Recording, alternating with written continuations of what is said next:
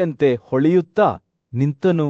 ಅದು ನಂದಿಸಲಾಗುವುದಿಲ್ಲ. ಯುದ್ಧದಲ್ಲಿ ಅವನ ಪರಾಕ್ರಮವು ಸಾಟಿಯಿಲ್ಲದ್ದಾಗಿತ್ತು ಮತ್ತು ಅವನನ್ನು ಹೋರಾಡುವುದನ್ನು ನೋಡಿದ ಎಲ್ಲರಿಗೂ ಅವನು ಗಣನೆಗೆ ತೆಗೆದುಕೊಳ್ಳಬೇಕಾದ ಶಕ್ತಿ ಎಂದು ತಿಳಿದಿತ್ತು. ಹಸ್ತಿನಾಪುರದ ಕುರುಡ ರಾಜ ಧೃತರಾಷ್ಟ್ರನು ತನ್ನ ಸಿಂಹಾಸನದ ಮೇಲೆ ಕುಳಿತಾಗ ಸೂರ್ಯನು ಯುದ್ಧಭೂಮಿಯಲ್ಲಿ ಮುಳುಗಿದನು. ಅವನ ಮನಸ್ಸು ಚಿಂತೆ ಮತ್ತು ದುಃಖದಿಂದ ಮುಳುಗಿತು. ಅವರ ಮಗ ದುರ್ಯೋಧನನು ಯುದ್ಧದಲ್ಲಿ ಪಾಂಡವರನ್ನು ಸೋಲಿಸುವ ಪ್ರತಿಜ್ಞೆ ಮಾಡಿದ್ದ ಪರಾಕ್ರಮಶಾಲಿ ಯೋಧಕರ್ಣನ ಅಸಹ್ಯತೆಯ ಬಗ್ಗೆ ದೀರ್ಘಕಾಲದವರೆಗೆ ಹೆಮ್ಮೆ ಪಡುತ್ತಿದ್ದನು. ಆದರೆ ಈಗ ಧೃತರಾಷ್ಟ್ರನು ದೂರದಿಂದ ನೋಡುತ್ತಿದ್ದಂತೆ ಕರ್ಣನು ನೆಲದ ಮೇಲೆ ಸೋತಿದ್ದನು. ಅವನ ರಕ್ಷಾ ಕವಚವು ಶಿಳಿಸಿತು ಮತ್ತು ಅವನ ರಥವು ಭೀಮನ ನಿರಂತರ ದಾಳಿಯಿಂದ ನಾಶವಾಯಿತು. ದುರ್ಯೋಧನನ ಮಾತುಗಳನ್ನು ನೆನಪಿಸಿಕೊಳ್ಳುತ್ತಾ ಧೃತರಾಷ್ಟ್ರನ ಕಣ್ಣುಗಳು ಕಣ್ಣೀರಿನಿಂದ ತುಂಬಿದವು. ಕರ್ಣನು ಒಬ್ಬ ಪ್ರಬಲ ನಾಯಕ, ದೃಢವಾದ ಬಿಲ್ಲುಗಾರ. ಎಲ್ಲಕ್ಕಿಂತ ಹೆಚ್ಚಾಗಿ ಆಯಾಸ ನನ್ನ ಮಿತ್ರನಾಗಿ ಆ ವಾಸುಕ್ಷಣವನ್ನು ನಾನು ಹೊಂದಿದ್ದರೆ ಅದೇ ದೇವರುಗಳು ನನಗೆ ಸಾಟಿಯಾಗುವುದಿಲ್ಲ. ಆದರೆ ಈಗ ಕರ್ಣನೂ ಸಹ ಭೀಮನಿಗೆ ಸಾಟಿಯಲ್ಲ ಎಂದು ತೋರುತ್ತಿತ್ತು. ಹಳೆಯ ರಾಜನ ಆಲೋಚನೆಗಳು ಪಾಂಡವರನ್ನು ಸೋಲಿಸುವ ತಮ್ಮ ಸಾಮರ್ಥ್ಯದ ಬಗ್ಗೆ ಪದೇ ಪದೇ ಹೆಮ್ಮೆ ಪಡುತ್ತಿದ್ದ ತನ್ನ ಸ್ವಂತ ಮಗ ದುರ್ಯೋಧನನತ್ತ ತಿರುಗಿತು. ಆದರೆ ಕರ್ಣನು ಸೋತು ಕೆಳಗಿಳಿಯುವುದನ್ನು ನೋಡಿದಾಗ ಧೃತರಾಷ್ಟ್ರನಿಗೆ ತನ್ನ ಮಗನ ಹೆಗ್ಗಳಿಕೆಗಳು ಖಾಲಿ ಮಾತುಗಳಲ್ಲದೆ ಬೇರೇನೂ ಅಲ್ಲ ಎಂದು ತಿಳಿದಿತ್ತು. ಅವನ ಭಯವನ್ನು ದೃಢೀಕರಿಸಲು ಬುದ್ಧಿವಂತ ಮತ್ತು ನಿಷ್ಠಾವಂತ ಸಲಹೆಗಾರನಾದ ಸಂಜಯನು ಅವನ ಮುಂದೆ ಕಾಣಿಸಿಕೊಂಡನು. ಓ ಕೌರವನೇ, ಈ ವಿನಾಶದ ಮೂಲ ನೀನು. ಸಂಜಯನು ನಿಧಾನವಾಗಿ ಹೇಳಿದನು, ನಿನ್ನ ಪುತ್ರರು ಈ ಉಗ್ರ ವೈರತ್ವವನ್ನು ಪ್ರಚೋದಿಸಿದ್ದಾರೆ ಮತ್ತು ಈಗ ಅವರು ಅದರ ಪರಿಣಾಮಗಳನ್ನು ಕೊಯ್ಯುತ್ತಾರೆ. ಸಂಜಯನು ಯುದ್ಧದ ಘಟನೆಗಳನ್ನು ವಿವರಿಸುವಾಗ ಧೃತರಾಷ್ಟ್ರನು ಕೇಳಿದನು, ಅವನ 5 ಪುತ್ರರು ಹೇಗೆ ಭೀಮನ ವಿರುದ್ಧ ದಾಳಿ ಮಾಡಿದರು. ಆದರೆ ಪರಾಕ್ರಮಶಾಲಿ ಯೋಧರ ಬಾಣಗಳಿಂದ ವೇಗವಾಗಿ ರವಾನೆಗೊಂಡರು. ಕರ್ಣನು ತನ್ನ ಶೌರ್ಯದ ಪ್ರಯತ್ನಗಳ ಹೊರತಾಗಿಯೂ ಹೇಗೆ ಭೀಮನ ಉರತೆಯನ್ನು ತಡೆದುಕೊಳ್ಳಲು ಸಾಧ್ಯವಾಗಲಿಲ್ಲ. ಸಂಜೆ ಮಾತನಾಡುತ್ತಿದ್ದಂತೆಯೇ ಧೃತರಾಷ್ಟ್ರನು ತನ್ನ ಸ್ವಂತ ಪುತ್ರರು ಒಂದೊಂದಾಗಿ ಬೀಳುತ್ತಿರುವುದನ್ನು ಭಯದಿಂದ ನೋಡಿದನು. ದುಮಾಶನ, ದುಸ್ಸಹ, ದುಮದ, ದುರ್ಧಾರ ಮತ್ತು ದಯೆ ಅವರೆಲ್ಲರೂ ಮಹಾನ್ ಬಿಲ್ಲುಗಾರರು. ಆದರೆ ಭೀಮಸೇನನ ಕೋಪಕ್ಕೆ ಸರಿಸಮಾನರಲ್ಲ. ಅವರ ದೇಹಗಳು ಯುದ್ಧಭೂಮಿಯಾದ್ಯಂತ ಚೆಲ್ಲಾಪಿಲ್ಲಿಯಾಗಿ ಬಿದ್ದಿದ್ದವು. ಅವರ ರಕ್ಷಾ ಕವಚವು ಛಿದ್ರಗೊಂಡಿತು ಮತ್ತು ಅವರ ರಥಧಾರಿಗಳು ಕೊಲ್ಲಲ್ಪಟ್ಟರು. ಮತ್ತು ಒಂದು ಕಾಲದಲ್ಲಿ ಅಜೇಯರೆಂದು ತೋರುತ್ತಿದ್ದ ಪರಾಕ್ರಮಶಾಲಿ ಯೋಧ ಕರ್ಣನು ಈಗ ತನ್ನ ಸಹೋದರರು ಬೀಳುತ್ತಿದ್ದಂತೆ ಹತಾಶೆಯಿಂದ ನೋಡುತ್ತಿದ್ದರು. ತನ್ನ ಸ್ವಂತ ಪುತ್ರರು ತಮ್ಮ ಪತನವನ್ನು ತಂದಿದ್ದಾರೆಂದು ಅರಿತುಕೊಂಡ ವೃದ್ಧ ರಾಜನ ಹೃದಯವು ದುಃಖದಿಂದ ಭಾರವಾಯಿತು. ದುರ್ಯೋಧನನ ಬಡಾಯಿಗಳು ಖಾಲಿ ಮಾತುಗಳಲ್ಲದೆ ಬೇರೇನೂ ಆಗಿರಲಿಲ್ಲ ಮತ್ತು ಈಗ ಅವರು ತಮ್ಮ ದುರಹಂಕಾರಕ್ಕೆ ಬೆಲೆ ತೆರುತ್ತಾರೆ. ಯುದ್ಧವು ಉಲ್ಬಣಗೊಳ್ಳುತ್ತಿದ್ದಂತೆ ಧೃತರಾಷ್ಟ್ರನಿಗೆ ತನ್ನ ಮಗನ ಅದೃಷ್ಟವು ಇನ್ನೂ ಮುಚ್ಚಲ್ಪಟ್ಟಿದೆ ಎಂದು ತಿಳಿದಿತ್ತು. ದೇವರುಗಳು ಸ್ವತಃ ಅವನ ವಿರುದ್ಧ ತಿರುಗಿದಂತೆ ತೋರುತ್ತಿತ್ತು ಮತ್ತು ಭೀಮನ ಕೋಪವು ಕಡಿಮೆಯಾಗುವ ಲಕ್ಷಣಗಳನ್ನು ತೋರಿಸಲಿಲ್ಲ. ಹತ್ಯಾಕಾಂಡದ ನಡುವೆಯೇ ಸಂಜಯನ ಮಾತುಗಳು ಧೃತರಾಷ್ಟ್ರನ ಹೃದಯದಲ್ಲಿ ಆಳವಾಗಿ ತುಳುಕಿದವು. ಓ ಕೌರವನೇ, ಈ ವಿನಾಶದ ಮೂಲ ನೀನು. ವೃದ್ಧರಾಜನಿಗೆ ತನ್ನ ಮಗನ ಕೃತ್ಯಗಳು ತಿಳಿದಿದ್ದವು. ಸಂಜಯನು ಭಯಭೀತರಾಗಿ ನೋಡುತ್ತಿರುವಾಗ ಸೂರ್ಯನು ಯುದ್ಧದ ಪೀಡಿತ ಭೂಪ್ರದೇಶದ ಮೇಲೆ ಅಪ್ಪಳಿಸಿದನು. ಯುಧಿಷ್ಠಿರನ ಪುತ್ರರ ನಿರ್ಜೀವ ದೇಹಗಳನ್ನು ಅವನ ಮುಂದೆ ಇಟ್ಟನು. ಕರ್ಣನ ಪಟ್ಟು ಹಿಡಿದ ಕೋಪದಿಂದ ಅವರ ತಾರುಣ್ಯದ ಚೈತನ್ಯವು ಆರಿಹೋಯಿತು. ಸುತಾರನ ಮಗನು ಹತ್ಯಾಕಾಂಡದ ನಡುವೆ ನಿಂತನು. ಅವನ ಕಣ್ಣುಗಳು ಕೋಪ ಮತ್ತು ಹತಾಶೆಯ ಮಿಶ್ರಣದಿಂದ ಹೊಳೆಯುತ್ತಿದ್ದವು. ಅಧಿರಥನ ಮಗನಾದ ಕರ್ಣನು ಪಾಂಡವರ ಮಕ್ಕಳ ಮೇಲೆ ಈ ವಿಧವಾದ ಪರಿಣಾಮವನ್ನು ಬೀರಬೇಕೆಂದು ಎಂದಿಗೂ ಯೋಚಿಸಿರಲಿಲ್ಲ. ಆದರೂ ಅವರ ನಿರ್ಜೀವ ರೂಪಗಳನ್ನು ನೋಡಿದಾಗ ಅವನೊಳಗೆ ಏನೋ ಒಡೆದು ಹೋಯಿತು. ತನ್ನ ಕಣ್ಣುಗಳ ಮುಂದೆ ನಡೆದ ವಧೆಗೆ ಕಾರಣನಾದ ಅವನು ತನ್ನನ್ನು ತಾನೇ ತಪ್ಪಿತಸ್ಥನೆಂದು ಭಾವಿಸಿದನು. ಪರಾಕ್ರಮಶಾಲಿ ಯೋಧನಾದ ಭೀಮನು ಕರ್ಣನ ದುಃಖಕ್ಕೆ ವೇಗೋದಕನಾಗಿದ್ದನು. ಭೀಮನು ಮಾಡಿದ ಹಿಂದಿನ ತಪ್ಪುಗಳನ್ನು ನೆನಪಿಸಿಕೊಂಡನು ಮತ್ತು ಅವನ ಕೋಪವು ಕುದೀತು. ಪ್ರತೀಕಾರದ ಬಯಕೆಯಿಂದ ಪ್ರಚೋದಿಸಲ್ಪಟ್ಟ ಭೀಮಸೇನನು ಕರ್ಣನನ್ನು ಬಾಣದ ನಂತರ ಬಾಣದಿಂದ ಚುಚ್ಚಲು ಪ್ರಾರಂಭಿಸಿದನು. ಭೀಮನ ಮೇಲೆ 5 ಬಾಣಗಳನ್ನು ಹಾರಿಸಿದಾಗ ಸೂತನ ಮಗನು ನಗುತ್ತಾ ಪ್ರತೀಕಾರ ತೀರಿಸಿಕೊಂಡನು. ನಂತರ ಇನ್ನೂ 70 ಪ್ರತಿಯೊಂದು ಕಲ್ಲಿನ ಮೇಲೆ ಹಾರಿಸಿ ಚಿನ್ನದ ರೆಕ್ಕೆಗಳಿಂದ ಸಜ್ಜುಗೊಂಡನು. ವಿಚಲಿತರಾಗದೆ ವೃಕೋದ್ರನು ತನ್ನ ದಾಳಿಯನ್ನು ಮುಂದುವರೆಸಿದನು. ಕರ್ಣನನ್ನು 5 ತೀಕ್ಷ್ಣ ಬಾಣಗಳಿಂದ ಜೀವಕೋಶಗಳಲ್ಲಿ ಚುಚ್ಚಿದನು. ಧೈರ್ಯಶಾಲಿ ಕ್ರಮದಲ್ಲಿ ಭೀಮನು ಕರ್ಣನ ಬಿಲ್ಲನ್ನು ಅಗಲವಾದ ತಲೆಯ ಬಾಣದಿಂದ ಕತ್ತರಿಸಿದನು. ಕೋಪಗೊಂಡ ಕರ್ಣನು ಮತ್ತೊಂದು ಬಿಲ್ಲನ್ನು ಎತ್ತಿಕೊಂಡು ಭೀಮಸೇನನನ್ನು ತನ್ನ ಬಾಣಗಳಿಂದ ಎಲ್ಲಾ ಕಡೆಗಳಿಂದ ಆವರಿಸಿಬಿಟ್ಟನು. ಆದರೆ ಭೀಮನನ್ನು ಕಡಿಮೆ ಅಂದಾಜು ಮಾಡಬಾರದಿತ್ತು. ನಗುತ್ತಾ ಅವನು ಕರ್ಣನ ಕುದುರೆಗಳನ್ನು ಮತ್ತು ಸಾರಥಿಯನ್ನು ಕೊಂದ ನಂತರ ಸೂತನ ಮಗನನ್ನು ಮತ್ತೊಮ್ಮೆ ಕತ್ತರಿಸಿದನು. ಭೀಮನ ಬಾಣಗಳಿಂದ ಹೊಡೆದಾಗ ಕರ್ಣನ ಕೈಯಿಂದ ಚಿನ್ನದಿಂದ ಅಲಂಕೃತವಾದ ದೊಡ್ಡ ತೂಗಾಟದ ಬಿಲ್ಲು ಬಿದ್ದಿತು. ಪರಾಕ್ರಮಶಾಲಿ ಕಾರ್ಪಿಯೋದ ಕರ್ಣನು ತನ್ನ ರಥದಿಂದ ಕೆಳಗಿಳಿದು ಭೀಮಸೇನನ ಮೇಲೆ ಎಸೆಯಲು ಗದೆಯನ್ನು ಎತ್ತಿದನು. ಆದರೆ ಭೀಮಸೇನನು ತನ್ನ ಬಾಣಗಳಿಂದ ಅದರ ಪ್ರಭಾವವನ್ನು ಎದುರಿಸಿದನು ಮತ್ತು ಸಂಜಯನು ಆ ದೃಶ್ಯವನ್ನು ಆಶ್ಚರ್ಯದಿಂದ ನೋಡಿದನು. ಪಾಂಡುವಿನ ಮಗನು ಕರ್ಣನ ಮೇಲೆ 1000 ಬಾಣಗಳನ್ನು ಹಾರಿಸಿದನು. ತನ್ನ ಜೀವನವನ್ನು ಕೊನೆಗೊಳಿಸಲು ಪ್ರಯತ್ನಿಸಿದನು. ಆದಾಗ್ಯೂ ಸೂತನ ಮಗನು ತನ್ನ ಬಾಣಗಳಿಂದ ಭೀಮನ ರಕ್ಷಾಕವಚವನ್ನು ಕತ್ತರಿಸಿದನು. 2 ಯೋಧರು ಹೊಡೆತಗಳನ್ನು ವಿನಿಮಯ ಮಾಡಿಕೊಳ್ಳುವುದರೊಂದಿಗೆ ಯುದ್ಧವು ಉಲ್ಬಣಗೊಂಡಿತು. ಭೀಮಸೇನನು ಕರ್ಣನ ಮೇಲೆ 9 ನೇರ ದಂಡಗಳನ್ನು ಹಾರಿಸಿದನು. ಅವನ ಕಂಬಳಿ ಮತ್ತು ಬಲಗೈಯನ್ನು ಚುಚ್ಚಿದನು. ಸುತನ ಮಗನು ಓಡಿ ಹೋಗಲು ತಿರುಗಿದನು.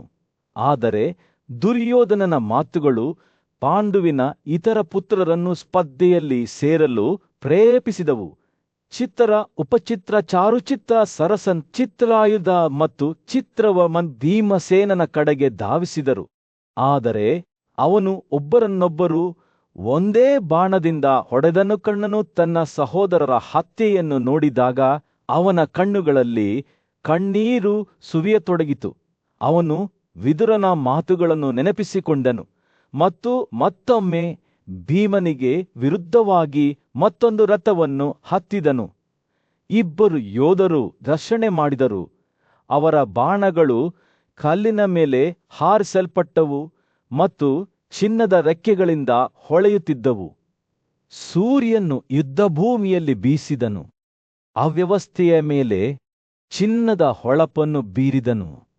ಕರ್ಣನ ಕಣ್ಣುಗಳು ತಾಮ್ರದಂತೆ ಹೊಳೆಯುತ್ತಿದ್ದವು. ಭೀಕರವಾದ ಕೂಗಿನಿಂದ ಮುಂದಕ್ಕೆ ಚಲಿಸುತ್ತಿದ್ದವು. ಅವನ ಬಿಲ್ಲು ಅದರ ಮಾರಣಾಂತಿಕ ಹಾಡನ್ನು ಹಾಡುತ್ತಿತ್ತು. ಅವನು ಪಾಂಡುವಿನ ಮಗನಾದ ಭೀಮನ ಮೇಲೆ ಬಾಣದ ನಂತರ ಬಾಣವನ್ನು ಹಾರಿಸಿದನು. ಗಾಳಿಯು ದಂಡಗಳ ಸುರುಳಿಯಿಂದ ತುಂಬಿತ್ತು. ಪ್ರತಿಯೊಂದೂ ನವಿಲು ಗರಿಗಳು ಮತ್ತು ಚಿನ್ನದ ರೆಕ್ಕೆಗಳಿಂದ ತುದಿಯಲ್ಲಿದ್ದವು. ಮತ್ತೆ ನಿಜವಾಗುತ್ತಿದ್ದವು. ಕರ್ಣನ ಉಗ್ರತೆಯಿಂದ ಭಯಭೀತರಾದ ಭೀಮನು ತನ್ನ ಎದುರಾಳಿಯ ಮೇಲೆ ಬಾಣದ ನಂತರ ಬಾಣವನ್ನು ಹಾರಿಸುವಾಗ ತನ್ನದೇ ಬಿಲ್ಲು ಅದರ ವಿರುದ್ಧವಾಗಿ ಹಾಡುತ್ತಾ ದೃಢವಾಗಿ ನಿಂತನು. 2 ಯೋಧರು ಘರ್ಷಣೆ ಮಾಡಿದರು. ಅವರ ಬಿಲ್ಲುಗಳು ಬಿಗಿಯಾಗಿ ಕಟ್ಟಲ್ಪಟ್ಟವು. ಅವರ ಕಣ್ಣುಗಳು ತೀವ್ರವಾದ ನೋಟದಲ್ಲಿ ಮುಚ್ಚಲ್ಪಟ್ಟವು. ಯುದ್ಧವು ಕೆರಳಿತು. ಘರ್ಷಣೆ, ಉಕ್ಕಿನ ಶಬ್ದ ಮತ್ತು ಗಾಳಿಯನ್ನು ತುಂಬಿದ ಬಾಣಗಳ ಸುರುಳಿಕರ್ಣನು ಭೀಮನ ದೇಹಕ್ಕೆ ಬಾಣವನ್ನು ಸುರಿಸುವುದನ್ನು ಮುಂದುವರಿಸಿದಾಗ ಪಾಂಡುವಿನ ಮಗ ದಣಿದ. ಆದರೆ ಅವನು ಶರಣಾಗಲು ನಿರಾಕರಿಸಿದನು. ಅವನ ಕೋಪ ಮತ್ತು ದೃಢನಿಶ್ಚಯವು ಅವನನ್ನು ಮುಂದಕ್ಕೆ ಓಡಿಸಿತು. ಬಲವಾದ ಗರ್ಜನೆಯೊಂದಿಗೆ ಅವನು ತನ್ನ ಬಿಲ್ಲನ್ನು ಅದರ ಅಂತಿಮ ಸ್ವರಗಳನ್ನು ಹಾಡುತ್ತಾ ಕರ್ಣನತ್ತ ಉಡಾಯಿಸಿದನು. ಅವನು 9 ಬಾಣಗಳನ್ನು ವೇಗವಾಗಿ ಹೊಡೆದನು. ಕರ್ಣನು ಹಿಂದೆ ಸರಿದನು. ಅವನ ರಕ್ಷಾಕವಚವು ಕ್ಷೀಣಿಸಿತು ಮತ್ತು ಅವನ ಶಕ್ತಿ ಕ್ಷೀಣಿಸಿತು. ಭೀಮನು ತನ್ನ ಅನುಕೂಲವನ್ನು ಒತ್ತಿ ಇನ್ನೂ 20 ಬಾಣಗಳನ್ನು ಹೊಡೆದನು. ಅದು ಕರ್ಣನ ದೇಹವನ್ನು ಮಾರಣಾಂತಿಕ ಕೀಟಗಳ ಗುಂಪಿನಂತೆ ಚುಚ್ಚಿತು. ಸೂತನ ಮಗನು ಬಿದ್ದನು. ಅವನ ಒಂದು ಕಾಲದ ಹೆಮ್ಮೆಯ ರೂಪವು ಈಗ ಮುರಿಯಿತು ಮತ್ತು ಜರ್ಜರಿತವಾಯಿತು. ಧೂಳು ನಿಂತಾಗ ಭೀಮನು ವಿಜಯಶಾಲಿಯಾಗಿ ನಿಂತನು. ಅವನ ಎದೆಯು ಶ್ರಮದಾಯಕವಾಗಿತ್ತು. ಅವನ ಯೋಧರು ಅವನನ್ನು ಹುರಿದುಂಬಿಸಿದರು. ಅವರ ಧ್ವನಿಯು ಯುದ್ಧಭೂಮಿಯಾದ್ಯಂತ ಪ್ರತಿಧ್ವನಿಸಿತು. ಅವರು ಅವನ ಪರಾಕ್ರಮವನ್ನು ಶ್ಲಾಘಿಸಿದರು. ಆದರೆ ಕುರುಗಳ ರಾಜ ದುರ್ಯೋಧನನು ತನ್ನ ಮಗನ ಸೋಲಿನಿಂದ ವಿಚಲಿತನಾಗಲಿಲ್ಲ. ಅವನು ತನ್ನ ಸೈನ್ಯವನ್ನು ಒಟ್ಟುಗೂಡಿಸಿ ಪಾಂಡು ಮಗನ ವಿರುದ್ಧ ಕರ್ಣನನ್ನು ರಕ್ಷಿಸುವಂತೆ ಒತ್ತಾಯಿಸಿದನು. ದುರ್ಯೋಧನನ 7 ಮಂದಿ ಸಹೋದರರು ಮುಂದೆ ಧಾವಿಸಿ ಭೀಮನ ಮೇಲೆ ಬಾಣದ ನಂತರ ಬಾಣವನ್ನು ಹಾರಿಸುವಾಗ ಅವರ ಬಿಲ್ಲುಗಳು ಒಗ್ಗಟ್ಟಿನಿಂದ ಹಾಡುತ್ತಿದ್ದವು. ಆದರೆ ಪಾಂಡುವಿನ ಮಗನು ದೃಢವಾಗಿ ನಿಂತನು. ತನ್ನ ಬಿಲ್ಲನ್ನು ತೀವ್ರ ಕೂಗಿ 7 ಬಾಣಗಳನ್ನು ಹಾರಿಸಿದನು. ಅದು ತನ್ನ ಎದುರಾಳಿಗಳ ಎದೆಯನ್ನು ಬಿಸಿ ಕಲ್ಲಿದ್ದಲಿನಂತೆ ಚುಚ್ಚಿತು. ದುರ್ಯೋಧನನ ಸಹೋದರರು ಒಂದೊಂದಾಗಿ ಬಿದ್ದು ಆನೆಯು ಕಡಿದ ಮರಗಳಂತೆ ಅವರ ದೇಹಗಳು ನೆಲಕ್ಕೆ ಅಪ್ಪಳಿಸಿದವು. ಅವರಲ್ಲಿ ಭೀಮನ ಪ್ರಿಯ ಸ್ನೇಹಿತನಾದ ವಿಕರ್ಣನೂ ಇದ್ದನು ಮತ್ತು ಪಾಂಡುವಿನ ಮಗನು ಅವನಿಗಾಗಿ ದುಃಖಿಸಿದನು. ಆದರೆ ಒಂದು ಕ್ಷಣ ಮಾತ್ರ ಅವನು ಯುದ್ಧದಲ್ಲಿ ತನ್ನ ಶತ್ರುಗಳನ್ನು ಕೊಲ್ಲುವುದಾಗಿ ಪ್ರತಿಜ್ಞೆ ಮಾಡಿದ್ದನು ಮತ್ತು ಅದನ್ನು ಅವನು ತನ್ನ ಕರ್ತವ್ಯವೆಂದು ಪರಿಗಣಿಸಿದನು. ಯುದ್ಧವು ಮುಂದುವರೆದಂತೆ ರಾಜ ಯುಧಿಷ್ಠಿರನು ದೂರದಿಂದ ನೋಡುತ್ತಿದ್ದನು. ಭೀಮನ ವಿಜಯದಿಂದ ಅವನ ಹೃದಯವು ಸಂತೋಷದಿಂದ ತುಂಬಿತು. ಆದರೆ ದುರ್ಯೋಧನನು ದುಃಖದಿಂದ ಮುಳುಗಿ ಹೋದನು. ಅವನ ಮನಸ್ಸು ಈ ಕ್ಷಣಕ್ಕೆ ಕಾರಣವಾದ ಹಿಂದಿನ ಮಾತುಗಳು ಮತ್ತು ಕಾಯಗಳ ನೆನಪುಗಳಿಂದ ಓಡುತ್ತಿತ್ತು. ತನ್ನ ಪುತ್ರರ ನಾಶಕ್ಕೆ ತಾನೇ ಕಾರಣನೆಂದು ಅವನಿಗೆ ತಿಳಿದಿತ್ತು ಮತ್ತು ಅದನ್ನು ಸಹಿಸಲು ಅವನಿಗೆ ಸಾಧ್ಯವಾಗಲಿಲ್ಲ. ರಾಜನ ಬುದ್ಧಿವಂತ ಸಲಹೆಗಾರನಾದ ವಿದುರನು ಅವನನ್ನು ಶಾಂತಿಯತ್ತ ಮನವೊಲಿಸಲು ಪ್ರಯತ್ನಿಸಿದನು. ಆದರೆ ಅದು ತುಂಬಾ ತಡವಾಗಿತ್ತು. ಯುದ್ಧವು ಅವರೆಲ್ಲರನ್ನೂ ತಿಂದು ಹಾಕಿತು. ಈಗ ಕೇವಲ ಒಬ್ಬನೇ ಒಬ್ಬನಾಗಿದ್ದಾನೆ. ರಾಜ ಧೃತರಾಷ್ಟ್ರನು ತನ್ನ ಸಿಂಹಾಸನದ ಮೇಲೆ ಕುಳಿತಾಗ ಅವನ ಮುಖವು ಆತಂಕದಿಂದ ಕೂಡಿತ್ತು. ಅವನು ತನ್ನ ಮುಂದೆ ನಿಂತ ತನ್ನ ಸಾರಥಿಯಾದ ಸುತ ಮತ್ತು ಅವನ ಸಲಹೆಗಾರನಾದ ಸಂಜಯನನ್ನು ಕರೆದನು. ಓ ಸುತ, ಓ ಸಂಜಯ! ದುಃಖದಿಂದ ಭಾರವಾದ ಅವನ ಧ್ವನಿಯಲ್ಲಿ ಅವನು ಹೇಳಿದನು, ನಮಗೆ ಸಂಭವಿಸಿದ ಈ ಭಯಾನಕ ಫಲಿತಾಂಶವು ನನ್ನದೇ ದುಷ್ಟ ನೀತಿಯ ಪರಿಣಾಮವಾಗಿದೆ ಎಂದು ನಾನು ಹೆದರುತ್ತೇನೆ. ಇಂದಿನದು ನಿಜವಾಗಿಯೂ ಹೋಗಿದೆ ಎಂದು ನಾನು ಭಾವಿಸಿದ್ದೆ. ಆದರೆ ಈಗ ನನ್ನ ಕ್ರಿಯೆಗಳ ಪರಿಣಾಮಗಳನ್ನು ನಾನು ನೋಡುತ್ತಿದ್ದೇನೆ. ಸಂಜಯನು ತನ್ನ ತಲೆಯನ್ನು ಬಾಗಿಸಿ ತನ್ನ ಕಣ್ಣುಗಳನ್ನು ಕೆಳಕ್ಕೆ ಸರಿಸಿದನು. ನಿಜ ರಾಜನೇ, ಅವನು ಪ್ರಾರಂಭಿಸಿದನು. ನಿನ್ನ ಸ್ವಂತ ಮೂರ್ಖತನದಿಂದ ಯುದ್ಧವು ಉಲ್ಬಣಗೊಳ್ಳುತ್ತದೆ. ಕರ್ಣ ಮತ್ತು ಭೀಮ ಇಬ್ಬರೂ ಪ್ರಬಲ ಯೋಧರು. ಭೂಮಿಯ ಮೇಲೆ ಬೀಸಿದ 2 ಚಂಡಮಾರುತಗಳಂತೆ ಪರಸ್ಪರ ಘರ್ಷಣೆ ಮಾಡುತ್ತಲೇ ಇರುತ್ತಾರೆ. ಅವರ ಬಾಣಗಳು ಗಾಳಿಯಲ್ಲಿ ಹಾರುತ್ತವೆ. ಚಿನ್ನದಿಂದ ಮತ್ತು ಕಲ್ಲಿನ ಮೇಲೆ ರೆಕ್ಕೆಗಳನ್ನು ಹೊಂದಿದ್ದು ಸಾವಿನ ಜಾಡು ಬಿಟ್ಟು ಹೋಗುತ್ತವೆ. ಸಂಜೆ ಮಾತನಾಡುವಾಗ ರಾಜನ ಆಲೋಚನೆಗಳು ಈ ವಿಪತ್ತಿನಲ್ಲಿ ತನ್ನದೇ ಪಾತ್ರದ ಕಡೆಗೆ ತಿರುಗಿದವು. ಹಿಂದೆಗಿದ್ದದ್ದು ನಿಜವಾಗಿಯೂ ಹೋಗಿದೆ ಎಂದು ಅವನು ಒಮ್ಮೆ ಭಾವಿಸಿದನು. ಆದರೆ ಈಗ ಅವನು ತನ್ನ ಮಾರ್ಗಗಳ ದೋಷವನ್ನು ನೋಡಿದನು. ಸಂಜೆ ನನಗೆ ಹೇಳಿ ಅವನು ತನ್ನ ಧ್ವನಿಯನ್ನು ಪಿಸುಗುಟ್ಟಿದನು. ನಾನು ಈಗ ಯಾವ ಕ್ರಮಗಳನ್ನು ತೆಗೆದುಕೊಳ್ಳಬಹುದು? ನಾನು ಶಾಂತನಾಗಿದ್ದೇನೆ, ಆದರೂ ನನ್ನ ಹೃದಯವು ದುಃಖದಿಂದ ಭಾರವಾಗಿದೆ. ಸಂಜಯನು ಯುದ್ಧದ ಕಥೆಯನ್ನು ಹೇಳಲು ಪ್ರಾರಂಭಿಸಿದಾಗ ಅವನ ಕಣ್ಣುಗಳು ಮೇಲ್ಮುಖವಾಗಿ ಮಿನುಗಿದವು. ಕರ್ಣ ಮತ್ತು ಭೀಮ, ಆ ಇಬ್ಬರು ದೈತ್ಯರು ಭೂಮಿಯ ಮೇಲೆ ತಮ್ಮ ಕೋಪವನ್ನು ಬಿಚ್ಚಿಡುವ ಮಳೆಯಿಂದ ಉಂಟಾದ ಮೋಡಗಳಂತೆ ತಮ್ಮ ಬಾಣಗಳನ್ನು ಪರಸ್ಪರ ಸುರಿಯುತ್ತಲೇ ಇರುತ್ತಾರೆ. ಭೀಮನು ಹಾರಿಸಿದ ಬಾಣಗಳು ಅವನ ಹೆಸರಿನಿಂದ ಗುರುತಿಸಲ್ಪಟ್ಟಿವೆ ಮತ್ತು ಅವು ಕರ್ಣನ ದೇಹವನ್ನು ಕಟಾರಿಗಳಂತೆ ಚುಚ್ಚುತ್ತವೆ. ಮತ್ತು ಇನ್ನೂ ಕರ್ಣನು ತನ್ನ ಸ್ವಂತ ದಂಡಗಳಿಂದ ಪ್ರತೀಕಾರ ತೀರಿಸಿಕೊಳ್ಳುತ್ತಾನೆ. ನೂರಾರು ಮತ್ತು ಸಾವಿರಾರು ಬಾಣಗಳನ್ನು ಭೀಮನ ಸುತ್ತಲೂ ಹಾವಿನಂತೆ ಸುತ್ತಿಕೊಳ್ಳುತ್ತಾನೆ. ಸಂಜೆ ಮಾತನಾಡುತ್ತಿದ್ದಂತೆಯೇ ಆ ದೃಶ್ಯವು ರಾಜನ ಮನಸ್ಸಿನ ಕಣ್ಣಿನ ಮುಂದೆ ತೆರೆದುಕೊಂಡಿತು. ಅವನು ಯುದ್ಧಭೂಮಿಯ ಅವ್ಯವಸ್ಥೆಯನ್ನು ನೋಡಿದನು. ಅವರು ನೆಲಕ್ಕೆ ಬೀಳುವಾಗ ಯೋಧರ ಕೂಗುಗಳು, ನಿರಂತರವಾದ ಬಾಣಗಳ ದಾಳಿಯಿಂದ ಅವರ ದೇಹಗಳು ಮುರಿದವು.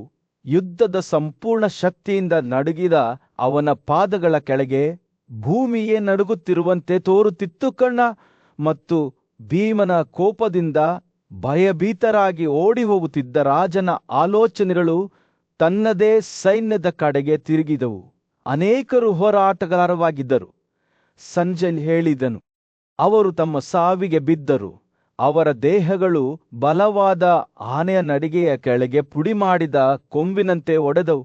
ರಾಜನ ಹೃದಯವು ಅವರ ಕಡೆಗೆ ಹೋಯಿತು ಮತ್ತು ಈ ದುರಂತದಲ್ಲಿ ತನ್ನದೇ ಆದ ಪಾತ್ರಕ್ಕಾಗಿ ಅವನು ದುಃಖದ ನೋವನ್ನು ಅನುಭವಿಸಿದನು. ಯುದ್ಧವು ಉಲ್ಬಣಗೊಳ್ಳುತ್ತಿದ್ದಂತೆ ಮೈದಾನವು ರಕ್ತದ ನದಿಯಾಗಿ ಮಾರ್ಪಟ್ಟಿತು. ಅದು ನಿರ್ಜೀವ ರೂಪದ ಮನುಷ್ಯರು ಮತ್ತು ಮೃಗಗಳೊಂದಿಗೆ ಹರಿಯಿತು. ಭೂಮಿಯು ಯೋಧರ ತ್ಯಜಿಸಿದ ರಕ್ಷಾಕವಚದಿಂದ ಅವರ ಕಿವಿಯೋಲೆಗಳು ಮತ್ತು ಹಾರಗಳು ಸೂರ್ಯನ ಬೆಳಕಿನಲ್ಲಿ ಚದುರಿದ ನಕ್ಷತ್ರಗಳಂತೆ ಮಿನುಗುತ್ತಿದ್ದವು. ಕರ್ಣ ಮತ್ತು ಭೀಮನು ಉಕ್ಕಿನ ಉನ್ಮಾದ ಮತ್ತು ಕೋಪದಿಂದ ಘರ್ಷಣೆ ಮಾಡಿದಾಗ ಸೂರ್ಯನು ಯುದ್ಧ ಭೂಮಿಯಲ್ಲಿ ಬೀಳುತ್ತಾನೆ. ಇಬ್ಬರು ಯೋಧರು ಹೊಡೆತಗಳನ್ನು ವಿನಿಮಯ ಮಾಡಿಕೊಳ್ಳುವುದನ್ನು, ಅವರ ಬಿಲ್ಲುಗಳು ಮಾರಣಾಂತಿಕ ನಿಖರತೆಯಿಂದ ಹಾಡುತ್ತಿರುವುದನ್ನು ಸಂಜಯನು ಅತ್ಯುತ್ಸಾಹದಿಂದ ನೋಡುತ್ತಿದ್ದನು. ಸೂತನ ಮಗನಾದ ಕರ್ಣನು ಭೀಮನನ್ನು 3 ಬಾಣಗಳಿಂದ ಚುಚ್ಚಿದನು. ಆದರೆ ಪ್ರಬಲ ಶಸ್ತ್ರಸಜ್ಜಿತ ಭೀಮಸೇನನು ದೃಢವಾಗಿ ನಿಂತನು. ಅವನ ಕಣ್ಣುಗಳು ತೀವ್ರವಾದ ಒಳಗಿನ ಬೆಳಕಿನಿಂದ ಹೊಳೆಯುತ್ತಿದ್ದವು. ಅವನು ತಿರುಗೇಟು ನೀಡುವ ಮೂಲಕ ಮುಳ್ಳಿನ ಬಾಣದಿಂದ ಕರ್ಣನ ಕಿವಿಗೆ ಹೊಡೆದನು. ಅದನ್ನು ಎಣ್ಣೆಯಿಂದ ಉಜ್ಜಿದನು ಮತ್ತು ಮಾಂಸಕ್ಕೆ ಆಳವಾಗಿ ಕಳುಹಿಸಿದನು.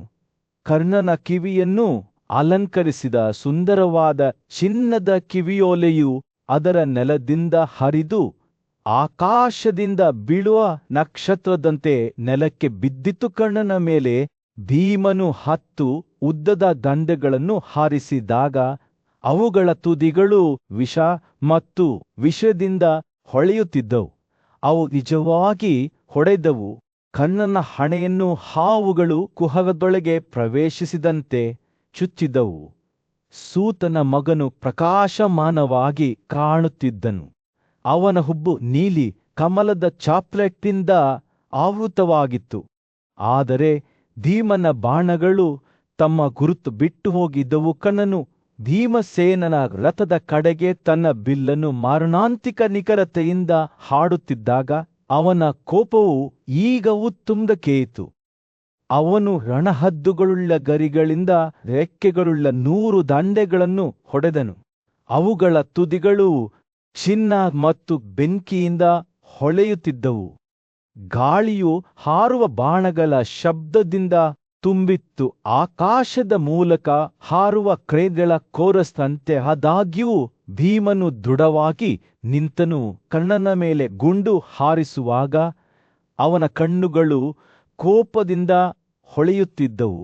ಸೂರ್ಯನ ಬೆಳಕನ್ನು ಕಪ್ಪಾಗಿಸುವಂತೆ ತೋರುವ ತೀವ್ರವಾದ ಬಾಣಗಳಿಂದ ಅವನ ಮೇಲೆ ಮಳೆ ಸುರಿಸಿದನು. ಅವುಗಳ ಬಿಲ್ಲುಗಳು ಪರಿಪೂರ್ಣ ಸಾಮರಸ್ಯದಿಂದ ಹಾಡಿದವು.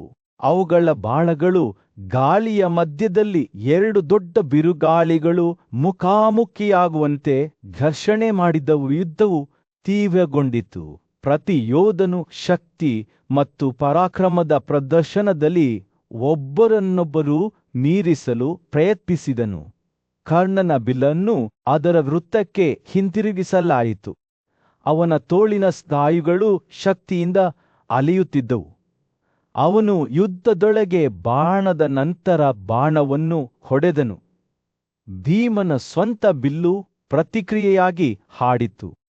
ಅದರ ಚಿನ್ನದ ಅಲಂಕೃತ ಸಿಬ್ಬಂದಿ ಮಿಂಚಿನ ಬೋಲ್ಟ್ನಂತೆ ಮಿನುಗುತ್ತಿತ್ತು. ಅವರ ಬಾಣಗಳು ಗಾಳಿಯ ಮಧ್ಯದಲ್ಲಿ ಘರ್ಷಣೆ ನಡೆಸಿ ಆಕಾಶವನ್ನೇ ಬೆಳಗುವಂತೆ ತೋರುವ ಕಿಡಿಗಳನ್ನು ಹುಟ್ಟುಹಾಕಿದವು.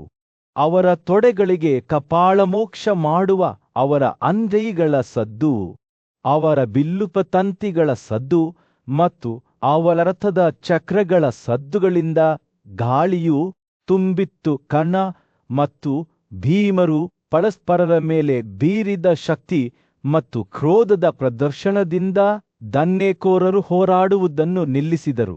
ಆಶ್ಚರ್ಯಚಕಿತರಾದರು. ದಿವ್ಯ ಋಷಿಗಳು, ಸಿದ್ಧರು ಮತ್ತು ಗಾಂಧರ್ವರು ವಿಸ್ಮಯದಿಂದ ನೋಡುತ್ತಿದ್ದರು. ಇಬ್ಬರು ಯೋಧರನ್ನು ಅತ್ಯುತ್ತಮ ಅತ್ಯುತ್ತಮ ಎಂದು ಕೂಗುತ್ತಾ ಚಪ್ಪಾಳೆ ತಟ್ಟುತ್ತಿದ್ದರು. ವಿದ್ಯಾಧರರು ಅವರ ಮೇಲೆ ಹೂಗಳ ಸುರಿಯನ್ನು ಸುರಿಸಿದರು. ಅವರ ದಳಗಳು ಗಾಳಿಯಲ್ಲಿ ಸಣ್ಣ ನರ್ತಕಿಯಂತೆ ನೃತ್ಯ ಮಾಡುತ್ತಿದ್ದವು. ಆದರೂ ಈ ದೈವಿಕ ಅನುಗ್ರಹದ ಪ್ರದರ್ಶನದ ಹೊರತಾಗಿಯೂ ಕರ್ಣ ಮತ್ತು ಭೀಮರು ಹೊಡೆದಾಡುವುದನ್ನು ಮುಂದುವರೆಸಿದರು. ಅವರ ಕೋಪವು ನಿರಂತರವಾಗಿತ್ತು. ಕೊನೆಗೆ ಭೀಮರೇ, ಯುದ್ಧಭೂಮಿಯ ವಿಶಾಲ ವಿಸ್ತಾರದ ಮೇಲೆ ಸೂರ್ಯನ ಉದಯವಾಗುತ್ತಿದ್ದಂತೆ ಧೃತರಾಷ್ಟ್ರನ ಆತಂಕಗಳು ಅವನ ಹೃದಯದಲ್ಲಿ ಕೊರೆಯಲು ಪ್ರಾರಂಭಿಸಿದವು. ಹಿಂದಿನ ದಿನದ ಯುದ್ಧದ ಘಟನೆಗಳನ್ನು ವಿವರಿಸಲು ಅವನು ತನ್ನ ವಿಶ್ವಾಸಾರ್ಹ ಸಾರಥಿ ಮತ್ತು ನಿರೂಪಕನಾದ ಸಂಜಯನನ್ನು ಕರೆದನು. ಸಂಜಯನ ಕೀರ್ತಿ ಕ್ಷೀಣಿಸುತ್ತಿದೆ. ಆತಂಕದಿಂದ ಕೂಡಿದ್ದ ಅವರ ಧ್ವನಿಯಲ್ಲಿ ಧೃತರಾಷ್ಟ್ರ ಹೇಳಿದರು, ನನ್ನ ಅನೇಕ ಯೋಧರು ಕುಸಿದು ಬಿದ್ದಿದ್ದಾರೆ ಮತ್ತು ಸಮಯವೇ ನನ್ನ ವಿರುದ್ಧ ತಿರುಗಿದೆ ಎಂದು ನಾನು ಹೆದರುತ್ತೇನೆ. ಕೋಪದಿಂದ ಪ್ರಚೋದಿಸಲ್ಪಟ್ಟ ಧನಂಜಯನು ನಮ್ಮ ರಕ್ಷಣೆಯನ್ನು ಉಲ್ಲಂಘಿಸಿ ದುರ್ಜನ ದ್ರೋಣನ ಮಗ ಮತ್ತು ಕರ್ಣನಿಂದ ರಕ್ಷಿಸಲ್ಪಟ್ಟಿದ್ದಾನೆ. ಕೃಷ್ಣ ಮತ್ತು ಭೀಮನೊಂದಿಗೆ ಒಗ್ಗೂಡಿದ ಅವನ ಪರಾಕ್ರಮವು ಸಾಟಿಯಿಲ್ಲ. ಧೃತರಾಷ್ಟ್ರನ ಮಾತುಗಳು ಆಳವಾದ ಮುನ್ಸೂಚನೆಯಿಂದ ಕೂಡಿವೆ ಎಂದು ತಿಳಿದ ಸಂಜಯನು ಸಹಾನುಭೂತಿಯಿಂದ ತಲೆಯಾಡಿಸಿದನು. ಹೇಳಿ ಸಂಜಯ ಧೃತರಾಷ್ಟ್ರನು ಮುಂದುವರಿಸಿದ, ಯುದ್ಧವು ಹೇಗೆ ನಡೆಯಿತು? ಧನಂಜಯನು ನಮ್ಮ ಸಾಲುಗಳಿಗೆ ಪ್ರವೇಶಿಸಿದ ಬಗ್ಗೆ ನಾನು ಕೇಳಿದ್ದೇನೆ ಮತ್ತು ಒಳಹುಲ್ಲು ನುಂಗುವ ಉರಿಯುತ್ತಿರುವ ಬೆಂಕಿಯಂತೆ ನನ್ನ ಹೃದಯವು ದುಃಖದಿಂದ ಮುಳುಗಿದೆ. ಕರ್ಣನ ಬಾಣಗಳಿಂದ ಗಾಯಗೊಂಡಿದ್ದರೂ ಧೈರ್ಯದಿಂದ ಯುದ್ಧವನ್ನು ಪ್ರವೇಶಿಸಿದ ಭೀಮನ ಕಥೆಯನ್ನು ಸಂಜಯನು ವಿವರಿಸಲು ಪ್ರಾರಂಭಿಸಿದನು. ಅವನು ಮಾತನಾಡುವಾಗ ಆ ದೃಶ್ಯವು ವಿಶದವಾಗಿ ತೆರೆದುಕೊಂಡಿತು. ಭೀಮನ ಗರ್ಜನೆಗಳು ಯುದ್ಧಭೂಮಿಯಾದ್ಯಂತ ಪ್ರತಿಧ್ವನಿಸುತ್ತಿದ್ದವು. ಅವನ ಅಸಾಧಾರಣ ಬಿಲ್ಲು ಗೋಧಿಯ ಮೂಲಕ ಕತ್ತೆಗೋಲಿನಂತೆ ನಮ್ಮ ಸಾಲುಗಳನ್ನು ಕತ್ತರಿಸುತ್ತಿತ್ತಿಗೋ. ಓ ರಾಜನೇ, ಸಂಜಯನ್ ಹೇಳಿದ, ಮನುಷ್ಯರಲ್ಲಿ ಅಗ್ರಗಣ್ಯನಾದ ಭೀಮನು ಬೆಳ್ಳಿಯಂತೆ ಬಿಳಿ ಬಣ್ಣದ ಕುದುರೆಗಳಿಂದ ಎಳೆಯಲ್ಪಟ್ಟ ತನ್ನ ಕಾರನ್ನು ಹಿಡಿದು ನಮ್ಮ ಸೇನೆಯ ಹೃದಯ ಭಾಗಕ್ಕೆ ಹೋದನು. ಬೇಸಿಗೆಯ ಕೊನೆಯಲ್ಲಿ ಮೋಡಗಳಂತೆ ಗರ್ಜಿಸುತ್ತಾ ಮತ್ತು ಶರತ್ಕಾಲದ ಸೂರ್ಯನಂತೆ ಹೊಳೆಯುತ್ತಾ ತನ್ನ ಬಲವಾದ ಬಿಲ್ಲಿನಿಂದ ನಮ್ಮ ಯೋಧರನ್ನು ಕೊಲ್ಲಲು ಪ್ರಾರಂಭಿಸಿದನು. ಸಂಜಯನು ಮಾತನಾಡುತ್ತಿರುವಾಗ ಭೀಮನು ಮುಂದೆ ಓಡುತ್ತಿರುವ ಚಿತ್ರಣ ಅವನ ಬಿಲ್ಲು ಅದರ ಮಾರಣಾಂತಿಕ ಹಾಡನ್ನು ಹಾಡುತ್ತಿರುವುದು ಧೃತರಾಷ್ಟ್ರನ ಕಣ್ಣುಗಳ ಮುಂದೆ ಜೀವಂತವಾಗಿ ಕಾಣುತ್ತಿತ್ತು. ಉಶ್ಲಿ ನಾಯಕನಾದ ಸಾತ್ಯಕಿಯನ್ನು ಎದುರಿಸಲು ಧೈರ್ಯ ಮಾಡಿದ ಸಿಂಧು ದೇಶದ ಉಗ್ರ ಯೋಧನಾದ ಆಲಮೂಷನ ಕಥೆಯನ್ನು ಕೇಳಿದಾಗ ರಾಜನ ಚಿಂತೆಗಳು ಗಾಢವಾದವು. ಇಬ್ಬರು ಯೋಧರು ಯುದ್ಧದ ಪರಾಕ್ರಮದ ಅದ್ಭುತ ಪ್ರದರ್ಶನದಲ್ಲಿ ಘರ್ಷಣೆ ನಡೆಸಿದರು. ಅವರ ಬಿಲ್ಲುಗಳು ಹಾಡುತ್ತಿದ್ದವು ಮತ್ತು ಗಾಳಿಯಲ್ಲಿ ಹಾರುವ ಬಾಣಗಳು. ಅಲಮೂಷನು ಸತ್ಯಕಿಯನ್ನು 10 ಬಾಣಗಳಿಂದ ಹೇಗೆ ಚುಚ್ಚಿದನು ಎಂಬುದನ್ನು ಸಂಜೆ ವಿವರಿಸಿದ್ದನು. ಆದರೆ ಸಿನ್ನಿಯ ಮೊಮ್ಮಗ ತನ್ನನ್ನು ತಲುಪುವ ಮೊದಲೇ ತನ್ನ ಸ್ವಂತ ದಂಡಗಳಿಂದ ಅವುಗಳನ್ನು ಕತ್ತರಿಸಿದನು. ಯುದ್ಧವು ಉಲ್ಬಣಗೊಳ್ಳುತ್ತಿದ್ದಂತೆ ಧೃತರಾಷ್ಟ್ರನ ಆತಂಕವು ಹೆಚ್ಚಾಯಿತು.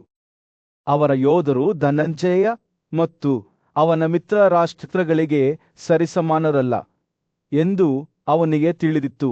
ಸತ್ಯಕಿ ಹೇಗೆ ಅಲಂಪುಷನ ಕುದುರೆಗಳನ್ನು 4 ವೇಗದ ಬಾಣಗಳಿಂದ ಕೊಂದು ನಂತರ ಅಗಲವಾದ ತಲೆಯ ಬಾಣದಿಂದ ರಾಜನ ತಲೆಯನ್ನು ಕತ್ತರಿಸಿದನು ಎಂಬುದನ್ನು ವಿವರಿಸುತ್ತಾ ಸಂಜಯನು ಕಥೆಯನ್ನು ವಿವರಿಸುವುದನ್ನು ಮುಂದುವರೆಸಿದನು. ಯುದ್ಧಕ್ಕೆ ಸವಾರಿ ಮಾಡುತ್ತಿದ್ದ ಆ ಪರಾಕ್ರಮಶಾಲಿ ಯೋಧನಾದ ಸಾತ್ಯಕಿಯ ಚಿತ್ರಣ, ಅವನ ಬಿಲ್ಲು ಅದರ ಮಾರಣಾಂತಿಕ ಹಾಡನ್ನು ಹಾಡುತ್ತಾ ಧೃತರಾಷ್ಟ್ರನ ಆಳ್ವಿಕೆಯಲ್ಲಿ ತನ್ನನ್ನು ತಾನು ಶೋಧಿಸಿದಂತೆ ತೋರುತ್ತಿತ್ತು. ಸಂಜಯನು ಭಯದಿಂದ ನೋಡುತ್ತಿರುವಾಗ ಸೂರ್ಯನು ಯುದ್ಧಭೂಮಿಯಲ್ಲಿ ಬೀಳುತ್ತಿದ್ದನು. ಅವರ ಸ್ವರ್ಣಮಟ್ಟದ ತ್ರಿರಥರು ಸುರಸೇನರ ಪರಾಕ್ರಮಶಾಲಿ ಯೋಧನಾದ ಸತ್ಯಕಿಯನ್ನು ಸುತ್ತುವರಿದಿದ್ದರು. ಚಂಡಮಾರುತದಂತೆ ಅವನು ಕೌರವ ಸೈನ್ಯದ ಹೃದಯ ಭಾಗಕ್ಕೆ ನುಗ್ಗಿದನು. ಅವನ ಚಲನೆಗಳು ವೇಗವಾಗಿ ಮತ್ತು ಪಟ್ಟು ಬಿಡದೆ ಇದ್ದವು. ಸಂಚಯದಿದ್ದನು ವಿವರಿಸಿದಂತೆ ಸತ್ಯಕಿಯು ಯುದ್ಧಭೂಮಿಯಾದ್ಯಂತ ನೃತ್ಯ ಮಾಡುವಾಗ ಸಿಂಹದ ತಮಾಷೆಯ ನಡಿಗೆಯಂತೆ ಇದ್ದನು. ಶತ್ರುವಿನ ನಂತರ ಶತ್ರುವನ್ನು ಸುಲಭವಾಗಿ ಸೋಲಿಸಿದನು. ತ್ರಿಗರ್ತ ಯೋಧರು ಕೋಪದಲ್ಲಿ ಅವರ ಮುಖಗಳು ತಿರುಗಿದವು. ಅವನಿಗೆ ಸರಿಸಾಟಿಯಾರಿರಲಿಲ್ಲ. ಅವರು ಗಾಳಿಯ ಹೊಡೆತದಿಂದ ಬೀಸುವ ಎಲೆಗಳಂತೆ ಅವನ ಮುಂದೆ ಓಡಿ ಹೋದರು. ಆದರೆ ಸಾತ್ಯಕಿಯ ಪ್ರಯಾಣವು ಅಲ್ಲಿಗೆ ಕೊನೆಗೊಳ್ಳಲಿಲ್ಲ. ಆತ ತನ್ನ ರಕ್ಷಾಕವಚವು ಛಿದ್ರಗೊಂಡಿದ್ದರಿಂದ ಮತ್ತು ದಣಿದಿದ್ದರಿಂದ ಒತ್ತಿದ ಆತನ ಚೈತನ್ಯವು ಭಗ್ನವಾಗಲಿಲ್ಲ. ಆತ ಕಳಿಂಗಗಳ ಮೂಲಕ ಹೋರಾಡಿ ಅವರ ವಿಭಜನೆಯನ್ನು ಕೇವಲ ಅಡಚಣೆಯೆಂದು ಭಾವಿಸಿ ದಾಟಿದ ಮತ್ತು ಈಗ ಆತ ಪ್ರೀತಿಯ ಮಗ ಧನಂಜಯನ ಸನ್ನಿಧಿಯನ್ನು ಸಮೀಪಿಸಿದ. ಸತ್ಯಕಿ ಹತ್ತಿರವಾಗುತ್ತಿದ್ದಂತೆ ದೈವಿಕ ಕೃಷ್ಣನಾದ ಕೇಶವನು ತನ್ನ ಧ್ವನಿಯಲ್ಲಿ ಧೈರ್ಯಶಾಲಿ ಯೋಧನ ಬಗ್ಗೆ ಮೆಚ್ಚುಗೆಯನ್ನು ತುಂಬಿದನು. ಇಗೋ ಪಾರ್ಥ, ಅವನು ಉದ್ಗರಿಸಿದನು, ಯೂದನನು ನಿನ್ನನ್ನು ಹಿಂಬಾಲಿಸುತ್ತಾನೆ. ಅವನು ನಿನ್ನ ಶಿಷ್ಯರ ಮತ್ತು ಸ್ನೇಹಿತನಾಗಿದ್ದಾನೆ. ತನ್ನನ್ನು ವಿರೋಧಿಸಲು ಧೈರ್ಯ ಮಾಡಿದ ಎಲ್ಲರನ್ನೂ ಸೋಲಿಸಿದ ಮನುಷ್ಯರಲ್ಲಿ ಗೂಳಿ. ಆದರೆ ಧನಂಜಯನ ಅಭಿವ್ಯಕ್ತಿ ಸಂತೋಷಕರವಾಗಿರಲಿಲ್ಲ. ಅವನ ಹುಬ್ಬು ಆತಂಕದಿಂದ ಉಬ್ಬಿಕೊಂಡಿತ್ತು. ಅವನು ಕೇಶವನಿಗೆ ಶಾಂತವಾದ ಧ್ವನಿಯಲ್ಲಿ ಹೇಳಿದನು, ಈ ಸಾತ್ಯಕಿ ರಾಜನನ್ನು ರಕ್ಷಿಸಬೇಕಾಗಿತ್ತು. ಅವನ ಧ್ವನಿಯು ಅನುಮಾನದಿಂದ ಭಾರವಾಗಿತ್ತು. ಅವನು ಏಕೆ ಯುಧಿಷ್ಠಿರನನ್ನು ಬಿಟ್ಟು ನನ್ನನ್ನು ಹಿಂಬಾಲಿಸಿದನು?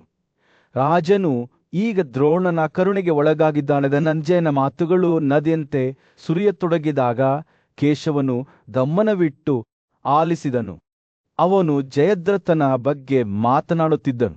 ಇನ್ನೂ ಕುಬ್ಜನಾಗಿದ್ದನು ಮತ್ತು ಯುದ್ಧದಲ್ಲಿ ಸತ್ಯಕಿಯನ್ನು ಸಮೀಪಿಸುತ್ತಿದ್ದ ಭೂರಿಶ್ರವರ ಬಗ್ಗೆ ಮಾತನಾಡುತ್ತಿದ್ದನು ಮತ್ತು ಸ್ವತಃ ಸತ್ಯಕಿಯ ಬಗ್ಗೆ ಏನು ಆತಂಕದಿಂದ ಕೂಡಿದ ಅವನ ಧ್ವನಿಯು ಕೇಳಿತು. ಅವನು ದಣಿದಿದ್ದಾನೆ. ಅವನ ಶಸ್ತ್ರಾಸ್ತ್ರಗಳು ದಣಿದಿವೆ ಮತ್ತು ಅವನ ಕುದುರೆಗಳು ದಣಿದಿವೆ. ಸೂರ್ಯನು ದಿಗಂತದಲ್ಲಿ ತೂಗಾಡುತ್ತಿದ್ದನು. ಯುದ್ಧಭೂಮಿಯಾದ್ಯಂತ ದೀರ್ಘವಾದ ನೆರಳುಗಳನ್ನು ಬೀಸಿದನು. ಧನಂಜಯನು ತನ್ನ ಸ್ನೇಹಿತ ಮತ್ತು ಯೋಧನ ಭವಿಷ್ಯದ ಬಗ್ಗೆ ಯೋಚಿಸುತ್ತಿದ್ದಾಗ ಅವನ ಮಾತುಗಳು ಅನಿಶ್ಚಿತತೆಯಿಂದ ತುಂಬಿದವು.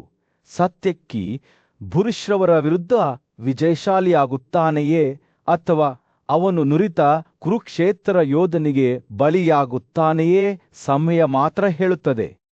ಕುರು ವಂಶದ ಯೋಧನಾದ ಭೂರಿಶ್ರವಣನು ಸಿನಿಯ ಮೊಮ್ಮಗನಾದ ಸತ್ಯಕಿಯನ್ನು ನೋಡುತ್ತಿರುವಾಗ ಸೂರ್ಯನು ಯುದ್ಧಭೂಮಿಯಲ್ಲಿ ಬೀಳುತ್ತಾನೆ. ಅವನ ಕಣ್ಣುಗಳು ಕೋಪ ಮತ್ತು ಹೆಮ್ಮೆಯಿಂದ ಹೊಳೆಯುತ್ತವೆ. ತನ್ನ ಹತ್ತಿರ ಬರುವ ಅಜೇಯ ಹೋರಾಟಗಾರನನ್ನು ಅವನು ನೋಡುತ್ತಾನೆ. ಅದೃಷ್ಟವಶಾತ್ತಿಂದು ನನ್ನ ದೃಷ್ಟಿಯಲ್ಲಿ ಬಂದವರು ನೀನೇ ಎಂದು ಭೂರಿಶ್ರವಣನು ಘೋಷಿಸಿದನು. ಅವನ ಧ್ವನಿಯು ಗುಡುಗಿನಂತೆ, ಇಂದು ಈ ಯುದ್ಧದಲ್ಲಿ ನಾನು ದೀರ್ಘಕಾಲದ ಬಯಕೆಯನ್ನು ಪೂರೈಸುತ್ತೇನೆ. ನೀನು ಯುದ್ಧದಿಂದ ಓಡಿಹೋಗದಿದ್ದರೆ ನಿನ್ನ ಪ್ರಾಣದೊಂದಿಗೆ ನನ್ನಿಂದ ತಪ್ಪಿಸಿಕೊಳ್ಳುವುದಿಲ್ಲವಿದನ ಎಂದು ಕರೆಯಲ್ಪಡುವ ಸಾತ್ಯಕಿ ಭೂರಿಶ್ರವನ ಮಾತುಗಳನ್ನು ನೋಡಿ ನಕ್ಕನು. ಅವನ ಕಣ್ಣುಗಳು ವಿನೋದದಿಂದ ಹೊಳೆಯುತ್ತಿದ್ದವು. ನಾನು ಯುದ್ಧದಲ್ಲಿ ಭಯದಿಂದ ಎಂದಿಗೂ ಪ್ರೇರೇಪಿಸಲ್ಪಟ್ಟಿಲ್ಲ.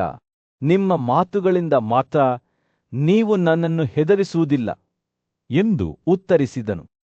ಅವನು ಎತ್ತರವಾಗಿ ನಿಂತನು. ಅವನ ವಿಶಾಲವಾದ ಎದೆ ಮತ್ತು ಉದ್ದವಾದ ತೋಳುಗಳು ಅವನ ಶಕ್ತಿಗೆ ಸಾಕ್ಷಿಯಾಗಿದೆ. ಯುದ್ಧದಲ್ಲಿ ನನ್ನನ್ನು ನಿರಾಯುಧಗೊಳಿಸಬಲ್ಲವನು ನನ್ನನ್ನು ಕೊಲ್ಲುತ್ತಾನೆ. ಸೋಮಾರಿಯಾದ ಹೆಮ್ಮೆ ಪಡುವುದರಿಂದ ಏನು ಪ್ರಯೋಜನ? ನೀವು ಏನು ಹೇಳುತ್ತೀರೋ ಅದನ್ನು ಸಾಧಿಸಿ, ಏಕೆಂದರೆ ನಿಮ್ಮ ಮಾತುಗಳು ಶರಕಾಲದ ಮೋಡಗಳಂತೆ ನಿಷ್ಫಲವಾಗಿದೆ. ಇಬ್ಬರೂ ಯೋಧರು ತಮ್ಮ ಪರಾಕ್ರಮವನ್ನು ಸಾಬೀತುಪಡಿಸಲು ಉತ್ಸುಕರಾಗಿ ಒಬ್ಬರಿಗೊಬ್ಬರು ತೀವ್ರವಾಗಿ ಕೂಗಿದರು. ಅವರು ಪರಸ್ಪರ ಬಾಣಗಳ ಧಾರೆಯನ್ನು ಹಾರಿಸಿದಾಗ ಅವರ ಬಿಲ್ಲುಗಳು ಹಾಡುತ್ತಿದ್ದವು. ಗಾಳಿಯು ದಂಡಗಳು ಮತ್ತು ಬಾಣಗಳ ಶಬ್ದಗಳಿಂದ ತುಂಬಿತ್ತು. 2 ಹುಲಿಗಳು ತಮ್ಮ ಉಗುರುಗಳಿಂದ ಹೋರಾಡುತ್ತಿದ್ದವು, ಅಥವಾ 2 ಆನೆಗಳು ತಮ್ಮ ದಂತಗಳಿಂದ ಹೋರಾಡುತ್ತಿದ್ದವು. ಅವರು ಪರಸ್ಪರರ ಕಾಲುಗಳನ್ನು ಕೆಡವಿ ಮತ್ತು ಅವರ ಗಾಯಗಳಿಂದ ರಕ್ತ ಹರಿಯುತ್ತಿತ್ತು. ಯುದ್ಧವು ಉಲ್ಬಣಗೊಳ್ಳುತ್ತಿದ್ದಂತೆ ಇಬ್ಬರು ಯೋಧರು ಕುಸ್ತಿಯ ಆಟದಲ್ಲಿ ತೊಡಗಿದ್ದವು. ಅವರ ತೋಳುಗಳು ತೀವ್ರವಾದ ಹೋರಾಟದಲ್ಲಿ ಬಂಧಿಸಲ್ಪಟ್ಟವು. ಹೊಡೆತಗಳನ್ನು ವಿನಿಮಯ ಮಾಡಿಕೊಳ್ಳುವಾಗ ಅವರ ಕೌಶಲ್ಯವು ಸ್ಪಷ್ಟವಾಗಿತ್ತು. ಅವರ ಚಲನೆಗಳು ವೇಗವಾಗಿ ಮತ್ತು ಚುರುಕಾಗಿದ್ದವು. ಘರ್ಷಣೆಯ ರಕ್ಷಾಕವಚ ಮತ್ತು ಕೊಳಗಿಸುವ ಪ್ರಯತ್ನಗಳ ಶಬ್ದಗಳು ಗಾಳಿಯನ್ನು ತುಂಬಿದವು. ಗುಡುಗು ಪರ್ವತದ ಎದೆಯ ಮೇಲೆ ಅಪ್ಪಳಿಸಿದಂತೆ ಇಬ್ಬರು ಪ್ರಸಿದ್ಧ ಯೋಧರ ಘರ್ಷಣೆಗಳನ್ನು ಧಾರ್ತಾರಾಷ್ಟ್ರರು ಸಂತೋಷದಿಂದ ವೀಕ್ಷಿಸಿದರು. ಭೂರಿಶ್ರವರು ಮತ್ತು ಸತ್ಯಕಿ ಪ್ರದರ್ಶಿಸಿದ ಪರಾಕ್ರಮದಿಂದ ಅವರ ಹೃದಯಗಳು ಹೆಮ್ಮೆಯಿಂದ ತುಂಬಿದವು. ಅವರು ಆನೆ ಹಿಂದಿನ ಇಬ್ಬರು ನಾಯಕರಂತೆ ಹೋರಾಡಿದರು. ಪ್ರತಿಯೊಬ್ಬರೂ ವಿಜಯಶಾಲಿಯಾಗಲು ನಿರ್ಧರಿಸಿದರು. ಅವರ ಶಸ್ತ್ರಾಸ್ತ್ರಗಳು ಖಾಲಿಯಾದಾಗ ದೈವಿಕ ಯೋಧನಾದ ವಾಸುದೇವನು ಅರ್ಜುನನ ಬಳಿಗೆ ಬಂದು, ಈಗೋ ಎಲ್ಲ ಬಿಲ್ಲುಗಾರರಲ್ಲಿ ಆ ಅಗ್ರಗಣ್ಯನಾದ ಸಾತ್ಯಕಿ ಯುದ್ಧದಲ್ಲಿ ತೊಡಗಿಕೊಂಡಿದ್ದಾನೆ. ಅವನ ರಥವು ಕಳೆದು ಹೋಗಿದೆ. ಓ ಪಾಂಡುವಿನ ಮಗನೇ, ನಿನ್ನ ಮಾರ್ಗವನ್ನು ಅನುಸರಿಸುತ್ತಾ ಅವನು ಭರತ ಸೈನ್ಯವನ್ನು ಪ್ರವೇಶಿಸಿದ್ದಾನೆ ಎಂದು ಹೇಳಿದನು. ಭೂರಿಶ್ರವರ ಮತ್ತು ಸಾತ್ಯಕಿಯ ನಡುವಿನ ಯುದ್ಧವು ಒಂದು ಅದ್ಭುತ ದೃಶ್ಯವಾಗಿತ್ತು. ಇಬ್ಬರು ಮಹಾಶಕ್ತಿಯುಳ್ಳ ಯೋಧರು.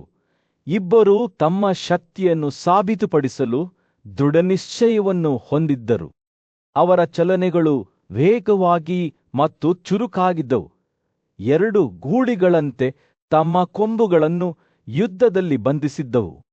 ಅವರು ತಮ್ಮ ತೋಳುಗಳಿಂದ ಒಬ್ಬರಿಗೊಬ್ಬರು ಬಂಧಿಸಿದರು. ಪರಸ್ಪರ ತಲೆಗೆ ಹೊಡೆದರು. ತಮ್ಮ ಕಾಲುಗಳನ್ನು ಹೆಣೆದರು. ತಮ್ಮ ತೋಳುಗಳನ್ನು ಹೊಡೆದರು. ತಮ್ಮ ಉಗುರುಗಳಿಂದ ಒಬ್ಬರಿಗೊಬ್ಬರು ಚುಚ್ಚಿಕೊಂಡರು. ಒಬ್ಬರಿಗೊಬ್ಬರು ಬಿಗಿಯಾಗಿ ಹಿಡಿದುಕೊಂಡರು. ತಮ್ಮ ಕಾಲುಗಳನ್ನು ಒಬ್ಬರ ಸೊಂಟದ ಸುತ್ತಲೂ ಜೋಡಿಸಿದರು. ನೆಲದ ಮೇಲೆ ಸುತ್ತಿಕೊಂಡರು. ಮುಂದಕ್ಕೆ ಸಾಗಿದರು. ಹಿಂದೆ ಸರಿದರು ಮತ್ತು ಅರಿದರು. ಉಕ್ಕಿನ ಮೇಲೆ ಉಕ್ಕಿನ ಘರ್ಷಣೆಯ ಮೇಲೆ ಚಿನ್ನದ ಹೊಳಪನ್ನು ಬೀಸಿದ ಸೂರ್ಯನು ಯುದ್ಧಭೂಮಿಯಲ್ಲಿ ಬೀಸಿದನು. ಯುದ್ಧವು ಉಲ್ಬಣಗೊಂಡಿತು. ಅದರ ಕೋಪವು ನಿರಂತರವಾಗಿತ್ತು. ಈ ಅವ್ಯವಸ್ಥೆಯ ನಡುವೆ ಸತ್ಯದ ಕ್ಷಣವು ಹೊರಹೊಮ್ಮಿತು. ಅರ್ಜುನನ ಕಾಳದ ಕತ್ತಿಯಿಂದ ತನ್ನ ದೇಹದಿಂದ ಬೇರ್ಪಟ್ಟ ಭೂರಿಶ್ರವನ ತೋಳು ನೆಲಕ್ಕೆ ಬಿದ್ದಿರುವುದನ್ನು ಸಂಜಯನು ದುಃಖದಿಂದ ನೋಡಿದನು. ಆಘಾತ ಮತ್ತು ನೋವಿನಿಂದ ಕುರು ಯೋಧನ ಕಣ್ಣುಗಳು ಅಗಲವಾದವು. ಅವನ ನೋಟವು ಹರಿದು ಹೋದ ಅಂಗದ ಮೇಲೆ ನಿಂತಿತ್ತು. ಒಂದು ಕಾಲದಲ್ಲಿ ಹೆಮ್ಮೆ ಮತ್ತು ಬಲಶಾಲಿಯಾಗಿದ್ದ ಅವನ ರಕ್ಷಾ ಕವಚವು ಈಗ ನಿಸ್ತೇಜ ಮತ್ತು ನಿಶ್ಚಲವಾಗಿತ್ತು. ಪುರುಷವರ ಧ್ವನಿಯು ಯುದ್ಧದ ಗದ್ದಲದ ಮೇಲೆ ಕೂಗಿತು. ಆರೋಪ ಮತ್ತು ಕೋಪದ ಕೂಗುವ ಕುಂತಿಯ ಮಗನೇ, ನೀನು ಒಂದು ಕ್ರೂರ ಕೃತ್ಯವನ್ನು ಮಾಡಿದ್ದೀಯಾ? ಅವನು ಅರ್ಜುನನ ಮೇಲೆ ಕೂಗಿದನು. ನನ್ನೊಂದಿಗೆ ಯುದ್ಧದಲ್ಲಿ ತೊಡಗದೆ ನೀನು ನನ್ನ ತೋಳನ್ನು ಕತ್ತರಿಸಿದ್ದೀಯಾ? ಅಂತಹ ಕಾರ್ಯಗಳಿಗೆ ನಿನಗೆ ಯಾವ ಹಕ್ಕಿದೆ? ನಿನಗೆ ಇಂದ್ರನೋ ಅಥವಾ ಸ್ವತಃ ರುದ್ರನೋ ಕಲಿಸಿದನೇ? ಅರ್ಜುನನು ದೃಢವಾಗಿ ನಿಂತನು. ಅವನ ಕಣ್ಣುಗಳು ಬಿದ್ದ ಯೋಧನ ಮೇಲೆ ಮುಚ್ಚಿಕೊಂಡವು. ಅವನಿಗೆ ಯುದ್ಧದ ನಿಯಮಗಳು ತಿಳಿದಿದ್ದವು ಮತ್ತು ಅವನು ಅವುಗಳ ಪ್ರಕಾರವೇ ವರ್ತಿಸಿದನು. ಆದರೆ ಭೂರಿಶ್ರವರು ವಿಚಲಿತರಾಗುವುದಿಲ್ಲ. ನೀನು ಕ್ಷತ್ರಿಯ, ಅವನು ಉಗುಳಿದನು. ನಿಶಸ್ತ್ರ ವೈರಿಯನ್ನು ಹೊಡೆದುರುಳಿಸುವುದಕ್ಕಿಂತ ನಿನಗೆ ಚೆನ್ನಾಗಿ ಗೊತ್ತಿರಬೇಕು. ಅರ್ಜುನನ ತಾಳ್ಮೆ ಕಡಿಮೆಯಾಗುತ್ತಿರುವುದನ್ನು ಸಂಜೆ ನೋಡಿದನು. ಯುವ ಯೋಧನ ಮಾತುಗಳು ತೀಕ್ಷ್ಣವಾದವು. ಅವನ ಧ್ವನಿಯು ಹೆಚ್ಚು ರಕ್ಷಣಾತ್ಮಕವಾಯಿತು. ನಾನು ಸತ್ಯಕಿಯನ್ನು, ನನ್ನ ಸ್ನೇಹಿತ ಮತ್ತು ಶಿಕ್ಷಕನನ್ನು ನಿಮ್ಮ ಮಾರಣಾಂತಿಕ ಹೊಡೆತದಿಂದ ರಕ್ಷಿಸಿದೆ. ನಾನು ಮಧ್ಯ ಪ್ರವೇಶಿಸದಿದ್ದರೆ ನೀವು ಎರಡನೇ ಆಲೋಚನೆಯಿಲ್ಲದೆ ಅವನನ್ನು ಕೊಲ್ಲುತ್ತಿದ್ದಿರಿ ಮತ್ತು ಈಗ ನೀವು ಅವನ ಜೀವವನ್ನು ಉಳಿಸಿದ್ದಕ್ಕಾಗಿ ನನ್ನನ್ನು ಗದರಿಸುತ್ತೀರಾ? ಭೂರಿಶ್ರವರ ಕೋಪವು ಅವರು ವಿಶ್ಲಿಗಳು ಮತ್ತು ಅಂಧಕರ ಬಗ್ಗೆ ಮಾತನಾಡುವಾಗ ತೀವ್ರಗೊಂಡಿತು. ಅವರ ನಡವಳಿಕೆಯು ಎಲ್ಲೆಡೆ ಕ್ಷತ್ರಿಯರ ಗೌರವದ ಮೇಲೆ ಒಂದು ಕಳಂಕವಾಗಿದೆ. ಅರ್ಜುನನ ಪ್ರತಿಕ್ರಿಯೆಯು ದುಃಖ ಮತ್ತು ವಿಷಾದದಿಂದ ಕೂಡಿತ್ತು. ನೀವು ನಿಮ್ಮ ಸ್ವಂತ ತಪ್ಪುಗಳಿಗೆ ಕುರುಡರಾಗಿದ್ದೀರಿ. ಭೂರಿಶ್ರವರು, ನೀವು ಇತರರ ಕ್ರಿಯೆಗಳನ್ನು ಮಾತ್ರ ನೋಡುತ್ತೀರಿ. ಇಬ್ಬರು ಯೋಧರು ಅಲ್ಲಿ ನಿಂತು ಮೌನವಾದ ಸವಾಲನ್ನು ಎದುರಿಸಿದರು. ಭೂರಿಶ್ರವರ ಕೋಪವು ಆಳವಾದ ದುಃಖಕ್ಕೆ ದಾರಿ ಮಾಡಿಕೊಡುತ್ತಿರುವುದನ್ನು ಸಂಜಯ್ ನೋಡಿದನು. ಯೋಧನ ಕಣ್ಣುಗಳು ಕೆಳಗಿಳಿದ್ದವು. ಅವನ ನೋಟವು ನೆಲದ ಮೇಲೆ ನಿಂತಿತ್ತು. ತನ್ನ ಸಮಯವು ಸಮೀಪಿಸುತ್ತಿದೆ ಎಂದು ಅವನಿಗೆ ತಿಳಿದಿತ್ತು. ಗೌರವಕ್ಕಾಗಿ ಅಂತಿಮ ಹತಾಶ ಪ್ರಯತ್ನದಲ್ಲಿ ಭೂರಿಶ್ರವರು ತಮ್ಮ ಎಡಗೈಯಿಂದ ಬಾಣಗಳ ಹಾಸಿಗೆಯನ್ನು ಹರಡಿ ದೇವತೆಗಳ ಆರೈಕೆಗೆ ತಮ್ಮನ್ನು ಅರ್ಪಿಸಿಕೊಂಡರು. ಚಂದ್ರನ ಮೇಲೆ ಅವರ ಹೃದಯ ಮುಳುಗಿ ಅವರು ತಮ್ಮ ಕಣ್ಣುಗಳನ್ನು ಮುಚ್ಚಿ ಉಪನಿಷತ್ತುಗಳ ಮಂತ್ರಗಳನ್ನು ಪಠಿಸಲು ಪ್ರಾರಂಭಿಸಿದರು. ಅವನ ಸುತ್ತಲೂ ಯುದ್ಧವು ಉಲ್ಬಣಗೊಂಡಿತು. ಆದರೆ ಭೂರಿಶ್ರವರು ತನ್ನದೇ ಆದ ಜಗತ್ತಿನಲ್ಲಿ ಕಳೆದು ಹೋದರು. ತನ್ನ ಒಡನಾಡಿಗಳ ಹೊಗಳಿಕೆಯಿಂದ ಅವನಿಗೆ ಯಾವುದೇ ಸಂತೋಷವಾಗಲಿಲ್ಲ. ಕಡಿಮೆಯಾದ ಜೀವನದ ಬಗ್ಗೆ ಮಾತ್ರ ದುಃಖವಾಯಿತು. ಅರ್ಜುನನ ಮಾತುಗಳು ಇನ್ನೂ ಅವನ ಮನಸ್ಸಿನಲ್ಲಿ ಪ್ರತಿಧ್ವನಿಸುತ್ತಿದ್ದವು. ನಿನ್ನ ಪ್ರತಿಜ್ಞೆಯನ್ನು ನೆನಪಿಸಿಕೊಳ್ಳುತ್ತಾ ನನ್ನನ್ನು ಖಂಡಿಸುವುದು ನಿನಗೆ ಯೋಗ್ಯವಲ್ಲ. ಭೂರಿಶ್ರವರ ಮೌನವು ಅವರ ತೂಕಕ್ಕೆ ಸಾಕ್ಷಿಯಾಗಿತ್ತು. ಕೌರವರ ಸೈನ್ಯದ ವಿಶಾಲ ವಿಸ್ತಾರದ ಮೇಲೆ ಸೂರ್ಯ ಮುಳುಗುತ್ತಿದ್ದಾಗ ಕುರುಡ ರಾಜನಾದ ಧೃತರಾಷ್ಟ್ರನು ತನ್ನ ಸಿಂಹಾಸನದ ಮೇಲೆ ಕುಳಿತು ಆ ದಿನದ ಘಟನೆಗಳ ಬಗ್ಗೆ ಯೋಚಿಸುತ್ತಿದ್ದನು. ಅವನ ಸಲಹೆಗಾರನಾದ ಸಂಜಯನು ಅವನ ಮುಂದೆ ನಿಂತನು. ಅವನ ಮುಖದ ಮೇಲೆ ಕಾಳಜಿಯ ನೋಟವನ್ನು ಕೆತ್ತಿದನು. ಮಹಾರಾಜರೇ, ಸಂಜಯನ್ ಪ್ರಾರಂಭಿಸಿದ ವಿಶ್ಲಿ ವಂಶದ ಅಶೇಯ ನಾಯಕನಾದ ಸಾತ್ಯಕಿಯನ್ನು ಕುರುವಂಶದ ಯೋಧನಾದ ಭೂರಿಶ್ರವರು ಹೇಗೆ ಸೋಲಿಸಿದರು ಎಂದು ನೀವು ಕೇಳಿದ್ದೀರಿ. ಇದು ಹೇಗೆ ಸಂಭವಿಸಿತು ಎಂಬುದರ ಕಥೆಯನ್ನು ನಾನು ನಿನಗೆ ಹೇಳುತ್ತೇನೆ. ಸಂಜಯನ ಮಾತುಗಳು ಧೃತರಾಷ್ಟ್ರನನ್ನು ಹಿಂದಿನ ಕಾಲಕ್ಕೆ, ಬಹಳ ಹಿಂದಿನ ಯುಗಕ್ಕೆ ಕೊಂಡೊಯ್ದವು. ಆತನು ಸೋಮಗೆಂಬ ಮಗನನ್ನು ಹೊಂದಿದ್ದ ಒಬ್ಬ ಮಹಾನ್ ಋಷಿಯಾದ ಅತ್ರಿಯ ಬಗ್ಗೆ ಹೇಳಿದ್ದನು. ಸೋಮನ ಸ್ವಂತ ಮಗನು ಉದನಾಗಿದ್ದನು ಮತ್ತು ಉದನ ಮಗನು ತನ್ನ ವೈಭವಕ್ಕೆ ಹೆಸರುವಾಸಿಯಾದ ರಾಜನಾದ ಪುರೂರವನಾಗಿದ್ದನು. ಪುರೂರವನ ಮಗನಾದ ಆಯುಷ್ ತನ್ನದೇ ಆದ ಬಲವಾದ ಆಡಳಿತಗಾರನಾಗಿದ್ದನು. ಆಯುಷ್ಗೆ ನಹುಷ ಎಂಬ ಮಗನಿದ್ದನು. ಅವನು ಬುದ್ಧಿವಂತಿಕೆ ಮತ್ತು ಶಕ್ತಿಯಲ್ಲಿ ದೇವರುಗಳಿಗೆ ಸಮಾನನೆಂದು ಹೇಳಲಾಗುತ್ತಿತ್ತು. ನಹುಷನ ಮಗನು ಯಯಾತಿಯಾಗಿದ್ದನು. ಸಾಟಿಯಿಲ್ಲದ ಸದ್ಗುಣವನ್ನು ಹೊಂದಿದ ರಾಜ ಋಷಿ ಯಯಾತಿಯ ಹಿರಿಯ ಮಗನು ಯಾದುವಾಗಿದ್ದನು. ಅವನಿಂದ ವೀರರ ದೊಡ್ಡ ವಂಶಾವಳಿಯು ಹುಟ್ಟಿಕೊಂಡಿತು. ಅವರಲ್ಲಿ ದೇವಮಿದರೆಂಬ ಯೋಧನಿದ್ದನು. ಆತನ ಹೆಸರು 3 ಲೋಕಗಳಲ್ಲಿ ಪ್ರತಿಧ್ವನಿಸಿತು. ಆತನ ಮಗ ಸೂರನು ಯುದ್ಧದಲ್ಲಿ ತನ್ನ ಶೌರ್ಯ ಮತ್ತು ಪರಾಕ್ರಮಕ್ಕೆ ಹೆಸರುವಾಸಿಯಾಗಿದ್ದನು. ಮತ್ತು ಧನುವಿದ್ಯ ಅಥವಾ ಯುದ್ಧದಲ್ಲಿ ಸಾಟಿಯಿಲ್ಲದ ಎಲ್ಲಾ ಪುರುಷರಿಗಿಂತ ಶ್ರೇಷ್ಠನಾದ ವಾಸುದೇವನು ಸೂರನಾಗಿದ್ದನು. ವಾಸುದೇವನ ಪೂರ್ವಜರು ರಾಜರಾಗಿದ್ದರು. ಅವರ ಖ್ಯಾತಿಯು ದೂರದವರೆಗೆ ಹರಡಿತ್ತು. ಸಂಜಯನು ಮುಂದುವರಿಸಿದನು. ಆ ದಿನಗಳಲ್ಲಿ ಒಂದು ದೊಡ್ಡ ಸ್ವಯಂವರವು ನಡೆಯಿತು. ಅಲ್ಲಿ ರಾಜ ದೇವಕನ ಮಗಳಾದ ಸುಂದರ ದೇವಕಿ ಒಟ್ಟುಗೂಡಿದ ಕ್ಷತ್ರಿಯರಲ್ಲಿ ತನ್ನ ಗಂಡನನ್ನು ಆಯ್ಕೆ ಮಾಡಬೇಕಾಗಿತ್ತು. ಎಲ್ಲರ ಕಣ್ಣುಗಳು ವಾಸುದೇವನ ಕುಟುಂಬದ ಮೇಲೆ ಇದ್ದವು, ಏಕೆಂದರೆ ಅವನು ಆಯ್ಕೆಯಾಗುತ್ತಾನೆ ಎಂದು ಹೇಳಲಾಗುತ್ತಿತ್ತು. ಸಂಜೆ ಮಾತನಾಡುತ್ತಿದ್ದಂತೆ ಆ ದೃಶ್ಯವು ಧೃತರಾಷ್ಟ್ರನ ಮನಸ್ಸಿನ ಕಣ್ಣಿನ ಮುಂದೆ ತೆರೆದುಕೊಂಡಿತು. ಒಬ್ಬ ಪ್ರಬಲ ಯೋಧ ಮತ್ತು ವಾಸುದೇವನ ಪೂರ್ವಜರಾದ ಸಿನಿ ಈ ಪ್ರಕ್ರಿಯೆಯಲ್ಲಿ ಇತರ ಎಲ್ಲ ದಾಳಿಕೋರರನ್ನು ಸೋಲಿಸುವ ಮೂಲಕ ದೇವಕಿಯ ಕೈಯನ್ನು ಗೆದ್ದುಕೊಂಡಿದ್ದಳು. ಆದರೆ ಈ ಫಲಿತಾಂಶದಿಂದ ಎಲ್ಲರೂ ಸಂತೋಷವಾಗಿರಲಿಲ್ಲ. ಮತ್ತೊಂದು ಕುಲದ ಪ್ರಬಲ ರಾಜನಾದ ಸೋಮದತ್ತನಿಗೆ ತನ್ನ ಎದುರಾಳಿ ಸಿನಿ ವಿಜಯವನ್ನು ನೋಡಲು ಸಾಧ್ಯವಾಗಲಿಲ್ಲ. ಇಬ್ಬರ ನಡುವೆ ಭೀಕರ ಯುದ್ಧ ನಡೆಯಿತು. ಅವರ ಶಕ್ತಿ ಮತ್ತು ಕೌಶಲ್ಯವು ಅವರ ಹೆಮ್ಮೆಗೆ ಮಾತ್ರ ಹೊಂದಿಕೆಯಾಯಿತು. ಅರ್ಧ ದಿನದವರೆಗೆ ಸಾವಿರಾರು ರಾಜರು ಭಯಭೀತ ಆಗಿ ನೋಡುತ್ತಾ ಯುದ್ಧವು ತೀವ್ರಗೊಂಡಿತು. ಕೊನೆಯಲ್ಲಿ ಸಿನಿಯ ಶ್ರೇಷ್ಠ ಶಕ್ತಿಯ ಮುಂದೆ ಸೋಮದತ್ತನು ಬಿದ್ದನು. ಸೋತು ಕರುಣೆಗಾಗಿ ಬೇಡಿಕೊಂಡರು ಮತ್ತು ಸಿನಿ ತನ್ನ ಪ್ರಾಣವನ್ನು ಉಳಿಸಿಕೊಂಡನು. ಬದುಕಿಗಾದಾಗ್ಯೂ ಸೋಮದತ್ತನ ಕೋಪ ಮತ್ತು ಅಹಂಕಾರವು ಸುಲಭವಾಗಿ ಶಮನವಾಗಲಿಲ್ಲ. ಅವನು ಮಹಾದೇವನನ್ನು ಆರಾಧಿಸಲು ಪ್ರಾರಂಭಿಸಿದನು. ಸೂರ್ಯನು ಯುದ್ಧಭೂಮಿಯಲ್ಲಿ ಮುಳುಗುತ್ತಿದ್ದಂತೆ ಧೃತರಾಷ್ಟ್ರನ ಕುತೂಹಲವು ಅವನ ಮೇಲೆ ಹೆಚ್ಚಾಯಿತು. ಭೂಶ್ರವರ ಪತನದ ನಂತರ ಅವನು ಸಂಜಯನನ್ನು ಕೇಳಿದ, ಹೇ ಸಂಜಯ, ಯುದ್ಧವು ಹೇಗೆ ಮುಂದುವರಿಯಿತು ಎಂದು ನನಗೆ ತಿಳಿಸಿ. ಪರಾಕ್ರಮಶಾಲಿ ಯೋಧ ಭೂಶ್ರವರ ಹತ್ಯೆಯ ನಂತರ ಸಂಭವಿಸಿದ ಘಟನೆಗಳನ್ನು ಸಂಜಯ್ ವಿವರಿಸಲು ಪ್ರಾರಂಭಿಸಿದನು. ಅರ್ಜುನನು ತನ್ನ ಪ್ರತಿಜ್ಞೆಯನ್ನು ಪೂರೈಸಲು ಮತ್ತು ಸೂರ್ಯಾಸ್ತದ ಮೊದಲು ಜಯದ್ರಥನನ್ನು ಕೊಲ್ಲಲು ನಿರ್ಧರಿಸಿದನು. ಕೃಷ್ಣನನ್ನು ಅವರ ಕುದುರೆಗಳನ್ನು ಹೆಚ್ಚಿನ ವೇಗದಲ್ಲಿ ಮುನ್ನಡೆಸಲು ಪ್ರೇರೇಪಿಸಿದನು. ನಾವು ಸೂರ್ಯಾಸ್ತದ ಮೊದಲು ಜಯದ್ರಥನನ್ನು ತಲುಪಬೇಕು ಎಂದು ಅರ್ಜುನನು ದೃಢನಿಶ್ಚಯದಿಂದ ಕೂಗಿದನು.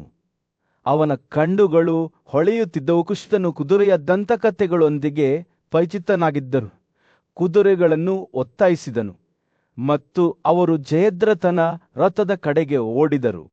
ಆದರೆ ಅವರು ಸಮೀಪಿಸುತ್ತಿದ್ದಂತೆ ದುರ್ಯೋಧನ, ಕರ್ಣರು, ಶಸೇನ ಮತ್ತು ಸ್ವತಃ ಸಿಂಧುಗಳ ದೊರೆಗಳ ನೇತೃತ್ವದಲ್ಲಿ ಕುಯೋಧರ ದೊಡ್ಡ ಸೈನ್ಯವು ಅರ್ಜುನನನ್ನು ತಡೆಯಲು ಧಾವಿಸಿತು. ಕರ್ಣನು ತನ್ನ ಮಗ ಸುಯೋಧನನನ್ನು ಉದ್ದೇಶಿಸಿ ಜಯದ್ರಥನನ್ನು ರಕ್ಷಿಸಲು ತನ್ನ ಎಲ್ಲಾ ಶಕ್ತಿಯಿಂದ ಹೋರಾಡುವಂತೆ ಅವನನ್ನು ಒತ್ತಾಯಿಸಿದನು. ನಾವು ಜಯದ್ರಥನನ್ನು ಸೂರ್ಯಾಸ್ತದವರೆಗೆ ಸುರಕ್ಷಿತವಾಗಿಡಲು ಸಾಧ್ಯವಾದರೆ ಅವನು ಅರ್ಜುನನ ಪ್ರತಿಜ್ಞೆಯನ್ನು ಮುರಿಯುತ್ತದೆ ಮತ್ತು ಅವನು ಸೋಲಿನ ಉರಿಯುವ ಬೆಂಕಿಯನ್ನು ಪ್ರವೇಶಿಸುತ್ತಾನೆ ಎಂದು ಹೇಳಿದನು. ದುರ್ಯೋಧನನು ಕರ್ಣನ ಮಾತುಗಳನ್ನು ಪ್ರತಿಧ್ವನಿಸುತ್ತಾ ತನ್ನ ಮಗನನ್ನು ತ್ವರಿತವಾಗಿ ಕ್ರಮ ಕೈಗೊಳ್ಳುವಂತೆ ಮತ್ತು ಅರ್ಜುನನನ್ನು ಬಾಣಗಳಿಂದ ಹೊಡೆಯುವಂತೆ ಒತ್ತಾಯಿಸಿದನು. ಆದರೆ ಅರ್ಜುನನು ಹೆದರಲಿಲ್ಲ. ತನ್ನ ತೀಕ್ಷ್ಣವಾದ ಬಾಣಗಳಿಂದ ಅವನು ಜಯದ್ರಥನ ಸೈನ್ಯವನ್ನು ಕೊಲ್ಲಲು ಪ್ರಾರಂಭಿಸಿದನು. ಕೈಗಳನ್ನು, ತಲೆಗಳನ್ನು ಮತ್ತು ಆನೆಗಳ ಕಾಂಡಗಳನ್ನು ಉರಿಯುತ್ತಿರುವ ಬೆಂಕಿಯ ಮುಂದೆ ಒಣಗಿದ ಹುಲ್ಲಿನಂತೆ ಕತ್ತರಿಸಿದನು. ಭೂಮಿಯು ಶೀಘ್ರದಲ್ಲೇ ರಕ್ತದಿಂದ ಆವೃತವಾಯಿತು ಮತ್ತು ಕೃಷ್ಣನು ಪಕ್ಕದಲ್ಲಿದ್ದ ಪ್ರಬಲ ಪಾರ್ಥನು ಅಜೇಯನಾಗಿದ್ದನು. ಸೂರ್ಯನು ಆಕಾಶದಲ್ಲಿ ಮುಳುಗುತ್ತಿದ್ದಂತೆ ಅದರ ಕೆಂಪು ಬಣ್ಣವು ಯುದ್ಧಭೂಮಿಯ ಮೇಲೆ ತೀವ್ರವಾದ ಹೊಳಪನ್ನು ಬೀಸಿದಾಗ ಜಯದ್ರಥನ ಯೋಧರು ಹೆಚ್ಚು ಹತಾಶರಾದರು. ಅವರು ಅರ್ಜುನನನ್ನು ಎಲ್ಲ ಕಡೆಗಳಿಂದ ಸುತ್ತುವರೆದರು. ಅವನನ್ನು ಕೊಲ್ಲಲು ಮತ್ತು ತಮ್ಮ ರಾಜನನ್ನು ರಕ್ಷಿಸಲು ನಿರ್ಧರಿಸಿದರು. ಆದರೆ ಅರ್ಜುನನು ಸುಲಭವಾಗಿ ಸೋಲುವಂತಿರಲಿಲ್ಲ. ತನ್ನ ಅಜೇಯ ಬಿಲ್ಲಿನಿಂದ ಅವನು ತನ್ನ ಶತ್ರುಗಳನ್ನು ಉರಿಯುವ ಜ್ವಾಲೆಯಂತೆ ಚುಚ್ಚಿದನು. ಅಶ್ವತ್ಥಾಮನು ತನ್ನ ಧ್ವಜದ ಮೇಲೆ ಸಿಂಹದ ಬಾಲದ ಗುರುತು ಹಿಡಿದುಕೊಂಡು ಅರ್ಜುನನನ್ನು ವಿರೋಧಿಸಲು ಪ್ರಾರಂಭಿಸಿದನು. ಆದರೆ ಅವನಿಗೂ ಸಹ ಕಿರೀಟದಿಂದ ಅಲಂಕರಿಸಲ್ಪಟ್ಟ ಯೋಧನ ಶಕ್ತಿಯನ್ನು ತಡೆದುಕೊಳ್ಳಲು ಸಾಧ್ಯವಾಗಲಿಲ್ಲ. ಗಾಳಿಯಲ್ಲಿ ಲೆಕ್ಕವಿಲ್ಲದಷ್ಟು ಬಾಣಗಳು ಹಾರುತ್ತಿದ್ದವು ಮತ್ತು ಯೋಧರ ಪಾದಗಳ ಕೆಳಗೆ ಭೂಮಿಯು ಅಲುಗಾಡುತ್ತಿತ್ತು. ಸೂರ್ಯನು ಅಂತಿಮವಾಗಿ ಅಸ್ತ ಬೆಟ್ಟಗಳ ಮೇಲೆ ಮುಳುಗಿ ಯುದ್ಧ ಭೂಮಿಯ ಮೇಲೆ ಚಿನ್ನದ ಹೊಳಪನ್ನು ಬೀಸಿದಾಗ ಕುರುಯೋಧರು ವಿಜಯಶಾಲಿಯಾಗಿ ನಿಂತರು. ಆದರೆ ದೊಡ್ಡ ಬೆಲೆಗೆ ಜಯದ್ರಥನು ಇನ್ನೂ ಬದುಕಿದ್ದನು. ಆದರೆ ಅರ್ಜುನನು ತನ್ನ ಪ್ರತಿಜ್ಞೆಯನ್ನು ಪೂರೈಸಿದ್ದನು ಮತ್ತು ಈ ಯುದ್ಧವು ಮುಂದಿನ ಪೀಳಿಗೆಗೆ ಇತಿಹಾಸದಲ್ಲಿ ಶ್ರೇಷ್ಠವಾದದ್ದು ಎಂದು ನೆನಪಿನಲ್ಲಿ ಉಳಿಯುತ್ತದೆ. ಸೂರ್ಯನು ಯುದ್ಧ ಭೂಮಿಯ ವಿಶಾಲ ವಿಸ್ತಾರದ ಮೇಲೆ ಮುಳುಗುತ್ತಿದ್ದನು. ಕುರುಗಳು ಮತ್ತು ಪಂಚೆಲ್ಲರ ಒಟ್ಟುಗೂಡಿದ ಸೈನ್ಯಗಳ ಮೇಲೆ ಚಿನ್ನದ ಹೊಳಪನ್ನು ಬೀರುತ್ತಿತ್ತು. ಧೃತರಾಷ್ಟ್ರನ ಸಾರಥಿಯಾದ ಸಂಜಯನು ರಥದ ವೇದಿಕೆಯ ಮೇಲೆ ನಿಂತನು. ಅವನ ಕಣ್ಣುಗಳು ಅವರ ಮುಂದೆ ತೆರೆದುಕೊಳ್ಳುತ್ತಿದ್ದ ದೃಶ್ಯದ ಮೇಲೆ ನಿಂತವು. ಪ್ರೀತನ ಮಗನಾದ ಅರ್ಜುನನು ಯುದ್ಧಕ್ಕೆ ಸಿದ್ಧನಾಗಲು ಪ್ರಾರಂಭಿಸಿದಾಗ ಅವನ ಬಿಲ್ಲಿನ ತಂತಿಯು ಇಂದ್ರನ ಗುಡುಗಿನಂತೆ ಗಾಳಿಯಲ್ಲಿ ಪ್ರತಿಧ್ವನಿಸುವ ಶಬ್ದದಿಂದ ತಿರುಗಿತು. ಪ್ರಬಲ ಯೋಧನಾದ ಧನಂಜಯನು ತನ್ನ ಗಾಂಧೀವನ ಬಿಲ್ಲನ್ನು ಚಾಚಿಕೊಂಡು ತನ್ನ ಮಾಕ ಬಲವನ್ನು ಬಿಚ್ಚಿಡಲು ತಯಾರಿ ನಡೆಸುತ್ತಿರುವುದನ್ನು ನೋಡಿ ಶತ್ರು ಸೈನ್ಯವು ಭಯದಿಂದ ನಡುಗಿತು. ಪಾಂಡುವಿನ ಮಗನು ಯುದ್ಧ ಭೂಮಿಯಲ್ಲಿ ಸುಂಟರ ಗಾಳಿಯಾಗಿದ್ದನು. ಅವನ ಬಾಣಗಳು ಎಷ್ಟು ವೇಗವಾಗಿ ತನ್ನ ಅಲೆಯಿಂದ ಹಾರುತ್ತಿದ್ದವು ಎಂದರೆ ಅವರ ಹಾರಾಟವನ್ನು ಪತ್ತೆ ಹಚ್ಚುವುದು ಅಸಾಧ್ಯವೆಂದು ತೋರುತ್ತದೆ. ಅವನ ರಥವು ಮೈದಾನದಾದ್ಯಂತ ತಿರುಗಿತು. ಶರತ್ಕಾಲದ ಚಂಡಮಾರುತದ ಮೊದಲು ಶರತ್ಕಾಲದ ಎಲೆಗಳಂತೆ ಶತ್ರು ಯೋಧರನ್ನು ಚದುರಿಸಿತು. ಉಕ್ಕಿನ ಘರ್ಷಣೆ ಮತ್ತು ಬಿದ್ದವರ ಕೂಗುಗಳಿಂದ ಗಾಳಿಯು ತುಂಬಿತ್ತು. ಅರ್ಜುನನ ದಂಡೆಗಳು ಶತ್ರುವಿನ ಮೇಲೆ ಬೀಳುತ್ತಿದ್ದಂತೆ ಅವು ತುಂಬಿ ಹರಿಯುತ್ತಿದ್ದ ನದಿಯನ್ನು ಹೋಲುತ್ತಿದ್ದವು. ಅದರ ದಡಗಳು ತುಂಬಿ ಹರಿಯುತ್ತಿದ್ದವು ಮತ್ತು ಅದರ ಮುಂದೆ ಎಲ್ಲವನ್ನೂ ಹೊತ್ತೊಯ್ಯುತ್ತಿದ್ದವು. ಯುದ್ಧ ಭೂಮಿಯು ರಕ್ತ ಮತ್ತು ಗೋರೆಗಳ ಸಮುದ್ರವಾಗಿ ಮಾರ್ಪಟ್ಟಿತ್ತು. ಆನೆಗಳು, ಕುದುರೆಗಳು ಮತ್ತು ಮನುಷ್ಯರ ದೇಹಗಳಿಂದ ತುಂಬಿತ್ತು. ಗಾಯಗೊಂಡವರ ಮತ್ತು ಸಾಯುತ್ತಿರುವವರ ಕೂಗುಗಳು ಗಾಳಿಯನ್ನು ತುಂಬಿದ್ದವು. ಧರಸ್ ಮತ್ತು ಶಂಖಗಳ ಶಬ್ದದಿಂದ ಬೆರೆತವು. ಅರ್ಜುನನ ಪರಾಕ್ರಮವು ಕ್ಷಣಾರ್ಧದಲ್ಲಿ ಬೆಳೆಯುತ್ತಿರುವಂತೆ ಕಾಣುತ್ತಿರುವುದನ್ನು, ಅವನ ಬಾಣಗಳು ತಮ್ಮ ಗುರುತುಗಳನ್ನು ಅಚ್ಚುಕಟ್ಟಾಗಿ ಹೊಡೆಯುತ್ತಿರುವುದನ್ನು ಸಂಜಯನು ನೋಡಿದನು. ವಿಜಯದ ಅನ್ವೇಷಣೆಯಲ್ಲಿ ಪಾಂಡುವಿನ ಮಗನು ಪ್ರಕೃತಿಯ ಶಕ್ತಿಯಾಗಿದ್ದನು, ತಡೆಯಲಾಗದ ಮತ್ತು ನಿರ್ದಯನಾಗಿದ್ದನು. ಅವನ ರಥವು ಯುದ್ಧ ಭೂಮಿಯಾದ್ಯಂತ ನೃತ್ಯ ಮಾಡುತ್ತಿರುವಂತೆ ತೋರುತ್ತಿತ್ತು. ಅದರ ಹಿನ್ನೆಲೆಯಲ್ಲಿ ವಿನಾಶದ ಹಾದಿಯನ್ನು ಬಿಟ್ಟು ಹೋಯಿತು. ಯುದ್ಧವು ಉಲ್ಬಣಗೊಳ್ಳುತ್ತಿದ್ದಂತೆ ತನ್ನ ಸಹೋದರ ಅಭಿಮನ್ಯುವನ್ನು ಕೊಂದ ಕೌರವ ರಾಜಕುಮಾರನಾದ ಜಯದ್ರಥರ ಮೇಲೆ ಅರ್ಜುನನ ದೃಷ್ಟಿ ಕೇಂದ್ರೀಕೃತವಾಗಿತ್ತು. 4 ಮತ್ತು 60 ನೇರ ಬಾಣಗಳಿಂದ ಅವನು ಜಯದ್ರಥನನ್ನು ಚುಚ್ಚಿದನು. ಯುವ ಯೋಧನ ಜೀವನವನ್ನು ಕೊನೆಗೊಳಿಸಿದನು. ಈ ಶಸ್ತ್ರಾಸ್ತ್ರಗಳ ಸಾಧನೆಗೆ ಸಾಕ್ಷಿಯಾದ ಕುರು ಸೇನೆಯು ಹತಾಶೆ ಮತ್ತು ಹತಾಶೆಯಿಂದ ತುಂಬಿತ್ತು. ರಾತ್ರಿ ಬೀಳಲು ಪ್ರಾರಂಭಿಸಿದಾಗ ಸಂಜಯನು ತನ್ನ ಮುಂದಿರುವ ಹತ್ಯಾಕಾಂಡವನ್ನು ನೋಡುತ್ತಿದ್ದನು.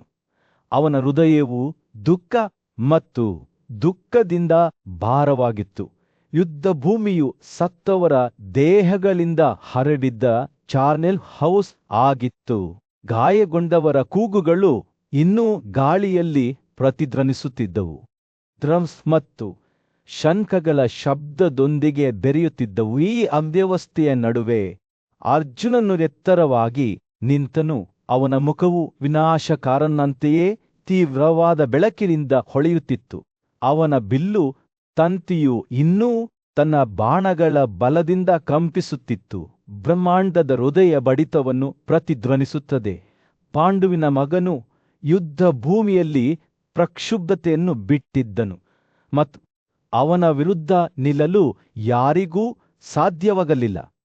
ಧೃತರಾಷ್ಟ್ರನ ಕಣ್ಣುಗಳ ಮುಂದೆ ನಡೆದ ಹತ್ಯಾಕಾಂಡದ ಮೇಲೆ ಚಿನ್ನದ ಹೊಳಪನ್ನು ಬೀರುತ್ತಾ ಸೂರ್ಯನು ಯುದ್ಧಭೂಮಿಯ ಮೇಲೆ ಮುಳುಗುತ್ತಿದ್ದನು. ಅವನ ಮಗ ದುರ್ಯೋಧನನು ಸೋತನು. ಅರ್ಜುನನ ಅಚಲ ಸಂಕಲ್ಪದಿಂದ ಅವನ ದೇಹವು ಮುರಿಯಿತು. ರುದ್ರರಾಜನ ಹೃದಯವು ದುಃಖ ಮತ್ತು ವಿಷಾದದಿಂದ ಭಾರವಾಯಿತು. ಅವನು ತನ್ನ ಸಾರಥಿ ಮತ್ತು ವಿಶ್ವಾಸಾರ್ಹ ಸಂಜಯ್ ಕಡೆಗೆ ತಿರುಗಿದನೇ. ಸಂಜಯ್, ನನಗೆ ಹೇಳು. ಅವನ ಧ್ವನಿಯು ಭಾವಾವೇಶದಿಂದ ನಡುಗುತ್ತಾ, ಧೃತರಾಷ್ಟ್ರನು ಸಿಂಧುಗಳ ವೀರ ದೊರೆ ಅರ್ಜುನನಿಂದ ಕೊಲ್ಲಲ್ಪಟ್ಟ ನಂತರ ನನ್ನ ಯೋಧರು ಏನು ಮಾಡಿದರೂ ನಡೆದ ಘಟನೆಗಳನ್ನು ವಿವರಿಸಲು ಪ್ರಾರಂಭಿಸಿದಾಗ ಸಂಜಯ್ ಅವರ ಕಣ್ಣುಗಳು ನೆಲದ ಮೇಲೆ ಬಿದ್ದವು.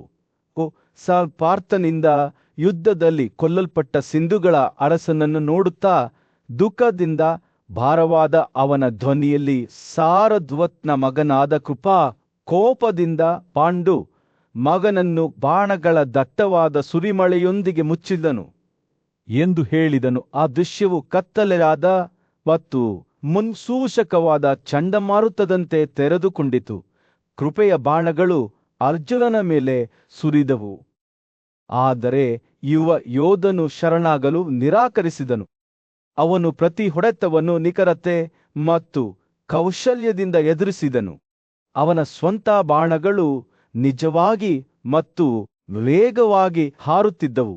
ಎರಡೂ ಕಡೆಯವರು ಕಾಲ ನೀಡದೆ ಯುದ್ಧವು ತೀವ್ರಗೊಂಡಿತು. ಸಂಜಯನು ಮಾತನಾಡುತ್ತಿದ್ದಂತೆಯೇ ಧೃತರಾಷ್ಟ್ರನ ಕಣ್ಣುಗಳು ಭಯದಿಂದ ವಿಶಾಲವಾದವು. ಅವನ ಯೋಧರು ಒಂದೊಂದಾಗಿ ಕಡಿಯಲ್ಪಡುತ್ತಿದ್ದರು. ಅರ್ಜುನನ ಹಠಾತ್ತಾದ ದಾಳಿಯಿಂದ ಅವರ ದೇಹಗಳು ಒಡೆದವು. ಆದರೂ ಅವನನ್ನು ಸುತ್ತುವರಿದ ಹತ್ಯಾಕಾಂಡದ ಹೊರತಾಗಿಯೂ ಅರ್ಜುನನು ಆಳವಾದ ಯಾತನೆಯ ಸ್ಥಿತಿಯಲ್ಲಿದ್ದನೆಂದು ತೋರುತ್ತಿತ್ತು. ಆತ ಏಕೆ ಹೀಗೆ ವಿಷಾದಿಸುತ್ತಾನೆ? ಗೊಂದಲದಿಂದ ಕೂಡಿದ ಆತನ ಧ್ವನಿಯಲ್ಲಿ ಧೃತರಾಷ್ಟ್ರ ಕೇಳಿದ ಕೊಳೆಗೆ ಆತ ಯುದ್ಧವನ್ನು ಗೆದ್ದಿದ್ದಾನೆ. ಸಂಜಯನು ಮಾತಾಡುತ್ತಿರುವಾಗ ಅವನ ಕಣ್ಣುಗಳು ಅರ್ಜುನನ ಮೇಲೆ ಮತ್ತೊಮ್ಮೆ ಬಿದ್ದವು. ಓ ರಾಜನೇ, ಇದನ್ನೆಲ್ಲ ನೋಡುತ್ತಾ ಅವನು ಹೇಳಿದ ತನ್ನ ಜನಾಂಗವನ್ನು ನಿರ್ನಾಮ ಮಾಡಿದ ದುರಾದೃಷ್ಟವಂತನಾದ ಸುಯೋಧನನ ಜನನದ ನಂತರ ದೊಡ್ಡ ಬುದ್ಧಿವಂತಿಕೆಯ ವಿದುರನು ಧೃತರಾಷ್ಟ್ರನಿಗೆ ಅವನ ವಂಶದ ಈ ದುಷ್ಟನನ್ನು ಶೀಘ್ರದಲ್ಲೇ ಕೊಲ್ಲಲಿ. ಅವನ ಕಾರಣದಿಂದಾಗಿ ಕುರು ವಂಶದ ಅಗ್ರಗಣ್ಯರನ್ನು ದೊಡ್ಡ ವಿಪತ್ತು ಆವರಿಸಿಕೊಳ್ಳುತ್ತದೆ ಎಂದು ಹೇಳಿದನು. ಧೃತರಾಷ್ಟ್ರನು ಸಂಜಯನ ಮಾತುಗಳನ್ನು ಕೇಳಿದಾಗ ಅವನ ಕಣ್ಣುಗಳು ತಿಳುವಳಿಕೆಯಿಂದ ವಿಶಾಲವಾದವು. ಅರ್ಜುನನು ಕೇವಲ ವಿಜಯಕ್ಕಾಗಿ ಹೋರಾಡುತ್ತಿಲ್ಲ, ಅವನು ತನ್ನ ಅಪರಾಧ ಮತ್ತು ವಿಷಾದದ ವಿರುದ್ಧ ಹೋರಾಡುತ್ತಿದ್ದಾನೆ ಎಂದು ಅವನು ಅರಿತುಕೊಂಡನು. ಯುದ್ಧವು ಉಲ್ಬಣಗೊಳ್ಳುತ್ತಿದ್ದಂತೆ ಮತ್ತೊಂದು ವ್ಯಕ್ತಿ ದೃಶ್ಯದಲ್ಲಿ ಹೊರಹೊಮ್ಮಿದನು. ಗಾದೆಯ ಮಗ ಕರ್ಣ. ಅವನ ಬೃಹತ್ ರೂಪವು ಯುದ್ಧಭೂಮಿಯಲ್ಲಿ ಉತ್ತುಂಗಕ್ಕೇರಿತು. ಭೂರಿಶ್ರವನ ನಿರ್ಜೀವ ದೇಹವನ್ನು ನೋಡಿದಾಗ ಅವನ ಕಣ್ಣುಗಳು ಕೋಪದಿಂದ ಹೊಳೆಯುತ್ತಿದ್ದವು. ಸಿನಿಯ ಮೊಮ್ಮಗ ಸತ್ಯಕಿ ಅವನನ್ನು ಎದುರಿಸಲು ಸಿದ್ಧರಾಗಿ ನಿಂತನು. ಅವನ ಸ್ವಂತ ಕಾರು ಯುದ್ಧಕ್ಕೆ ಸಿದ್ಧವಾಗಿತ್ತು. ಅರ್ಜುನನ ಸಾರಥಿ ಮತ್ತು ಸ್ನೇಹಿತನಾದ ಕೃಷ್ಣನು ಪ್ರತಿಧ್ವನಿಸುವ ಪ್ರಬಲವಾದ ಶಂಖವನ್ನು ಹಾರಿಸಿದನು. ಪಾಂಡವರು ಮತ್ತು ಕೌರವರ ನಡುವಿನ ಯುದ್ಧವು ಉಲ್ಬಣಗೊಳ್ಳುತ್ತಿದ್ದಂತೆ ಸೂರ್ಯನು ಯುದ್ಧಭೂಮಿಯಲ್ಲಿ ಮುಳುಗಿದನು. ಹಸ್ತಿನಾಪುರದ ಕುರುಡ ರಾಜನಾದ ಧೃತರಾಷ್ಟ್ರನು ತನ್ನ ಮುಂದೆ ನಡೆದ ಹತ್ಯಾಕಾಂಡವನ್ನು ದಿಟ್ಟಿಸಿ ನೋಡಿದನು. ಅವನ ಮನಸ್ಸು ತನ್ನ ಮಗ ದುರ್ಯೋಧನನ ಚಿಂತೆಗಳಿಂದ ಆವರಿಸಿತ್ತು. ಸಂಜೆ ಅವನು ತನ್ನ ಸಾರಥಿಯನ್ನು ಕೂಗಿ ಹೇಳಿದನು, ನಮ್ಮ ಕಡೆಯವರು ಆ ಧೈರ್ಯಶಾಲಿ ಯೋಧರ ವಿರುದ್ಧ ಹೋರಾಡುತ್ತಿದ್ದಾಗ ಈ ಯುದ್ಧದಲ್ಲಿ ಭೀಮನು ಏನು ಮಾಡಿದನೆಂದು ನನಗೆ ತಿಳಿಸಿ ಸಂಜಯನು ತನ್ನ ತಲೆಯನ್ನು ಬಾಗಿಸಿ ಮಾತನಾಡಲು ಪ್ರಾರಂಭಿಸಿದನು. ಕರ್ಣನ ಬಾಣಗಳಿಂದ ಭೀಮಸೇನನು ಸೋಲಿಸಲ್ಪಟ್ಟ ನಂತರ ಕೋಪ ಮತ್ತು ಘಾಸಿಗೊಂಡ ಅಹಂಕಾರದಿಂದ ತುಂಬಿದ ಆ ವೀರನು ಅರ್ಜುನನಾದ ಪಗುಂಡನ ಕಡೆಗೆ ತಿರುಗಿ, ನಿನ್ನನ್ನು ನೋಡಿದಾಗ ಧನಂಜಯ ಕರ್ಣನು ನನ್ನನ್ನು ಪದೇ ಪದೇ ನಪುಂಸಕ ಮೂಕ ಹೊಟ್ಟೆಬಾಕತನ ಶಸ್ತ್ರಾಸ್ತ್ರಗಳಲ್ಲಿ ಕೌಶಲ್ಯರಹಿತ ಎಂದು ಕರೆದಿದ್ದಾನೆ. ನನಗೆ ಹಾಗೆ ಹೇಳಲು ಬಯಸುವವರು ನನ್ನಿಂದ ಕೊಲ್ಲಲ್ಪಡುತ್ತಾನೆ ಎಂದು ಹೇಳಿದರು. ಅರ್ಜುನನು ಭೀಮನ ಮಾತುಗಳನ್ನು ಕೇಳಿದಾಗ ಅವನ ಕಣ್ಣುಗಳು ಕೋಪದಿಂದ ಹೊಳೆಯುತ್ತಿದ್ದವು. ನಾನು ಈ ಅವಮಾನವನ್ನು ಶಿಕ್ಷಿಸದೆ ಬಿಡುವುದಿಲ್ಲ ಎಂದು ಅವನು ಪ್ರತಿಜ್ಞೆ ಮಾಡಿದನು. ಕರ್ಣನೇ, ನೀನೇಡಿ ಮತ್ತು ಮೂರ್ಖನಾಗಿದ್ದೀಯಾ? ನೀನು ನಿನ್ನ ಸ್ವಂತ ಪರಾಕ್ರಮದ ಬಗ್ಗೆ ಹೆಮ್ಮೆ ಪಡುತ್ತೀಯಾ? ಆದರೆ ಯುದ್ಧದಲ್ಲಿ ನೀನು ದುರ್ಬಲನೇ ಹೊರತು ಬೇರೇನೂ ಅಲ್ಲ. ಸಂಜಯನು ಮುಂದುವರಿಸಿದನು. ಭೀಮನು ಅರ್ಜುನನಿಗೆ ಅವರು ಪರಸ್ಪರ ಮಾಡಿದ ಪ್ರತಿಜ್ಞೆಯನ್ನು ನೆನಪಿಸಿದನು. ಯಾವುದು ಸರಿ ಮತ್ತು ನ್ಯಾಯಕ್ಕಾಗಿ ಹೋರಾಡಬೇಕೆಂದು ನಮ್ಮ ವಾಗ್ದಾನವನ್ನು ನೆನಪಿಸಿಕೊಳ್ಳಿ ಧನಂಜಯೇ, ಅವನು ಹೇಳಿದನು. ನಾವು ಈಗ ತಪ್ಪಿಸಿಕೊಳ್ಳಬಾರದು. ಅರ್ಜುನನು ಯುದ್ಧ ಭೂಮಿಯನ್ನು ದಿಟ್ಟಿಸಿ ನೋಡುತ್ತಿದ್ದಂತೆ ಅವನ ದೃಢನಿಶ್ಚಯವು ಹೆಚ್ಚಾಯಿತು.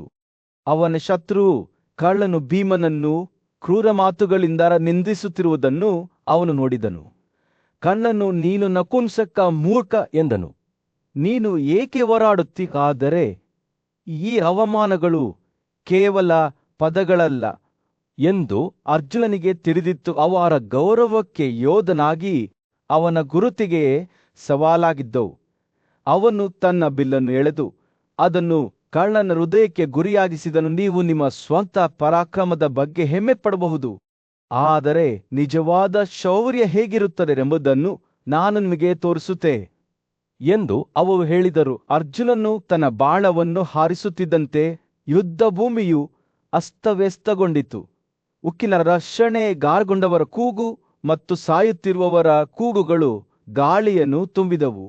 ಅರ್ಜುನನು ಹೋರಾಡುತ್ತಿರುವಾಗ ಸಂಜಯನು ಭಯದಿಂದ ನೋಡುತ್ತಿದ್ದನು.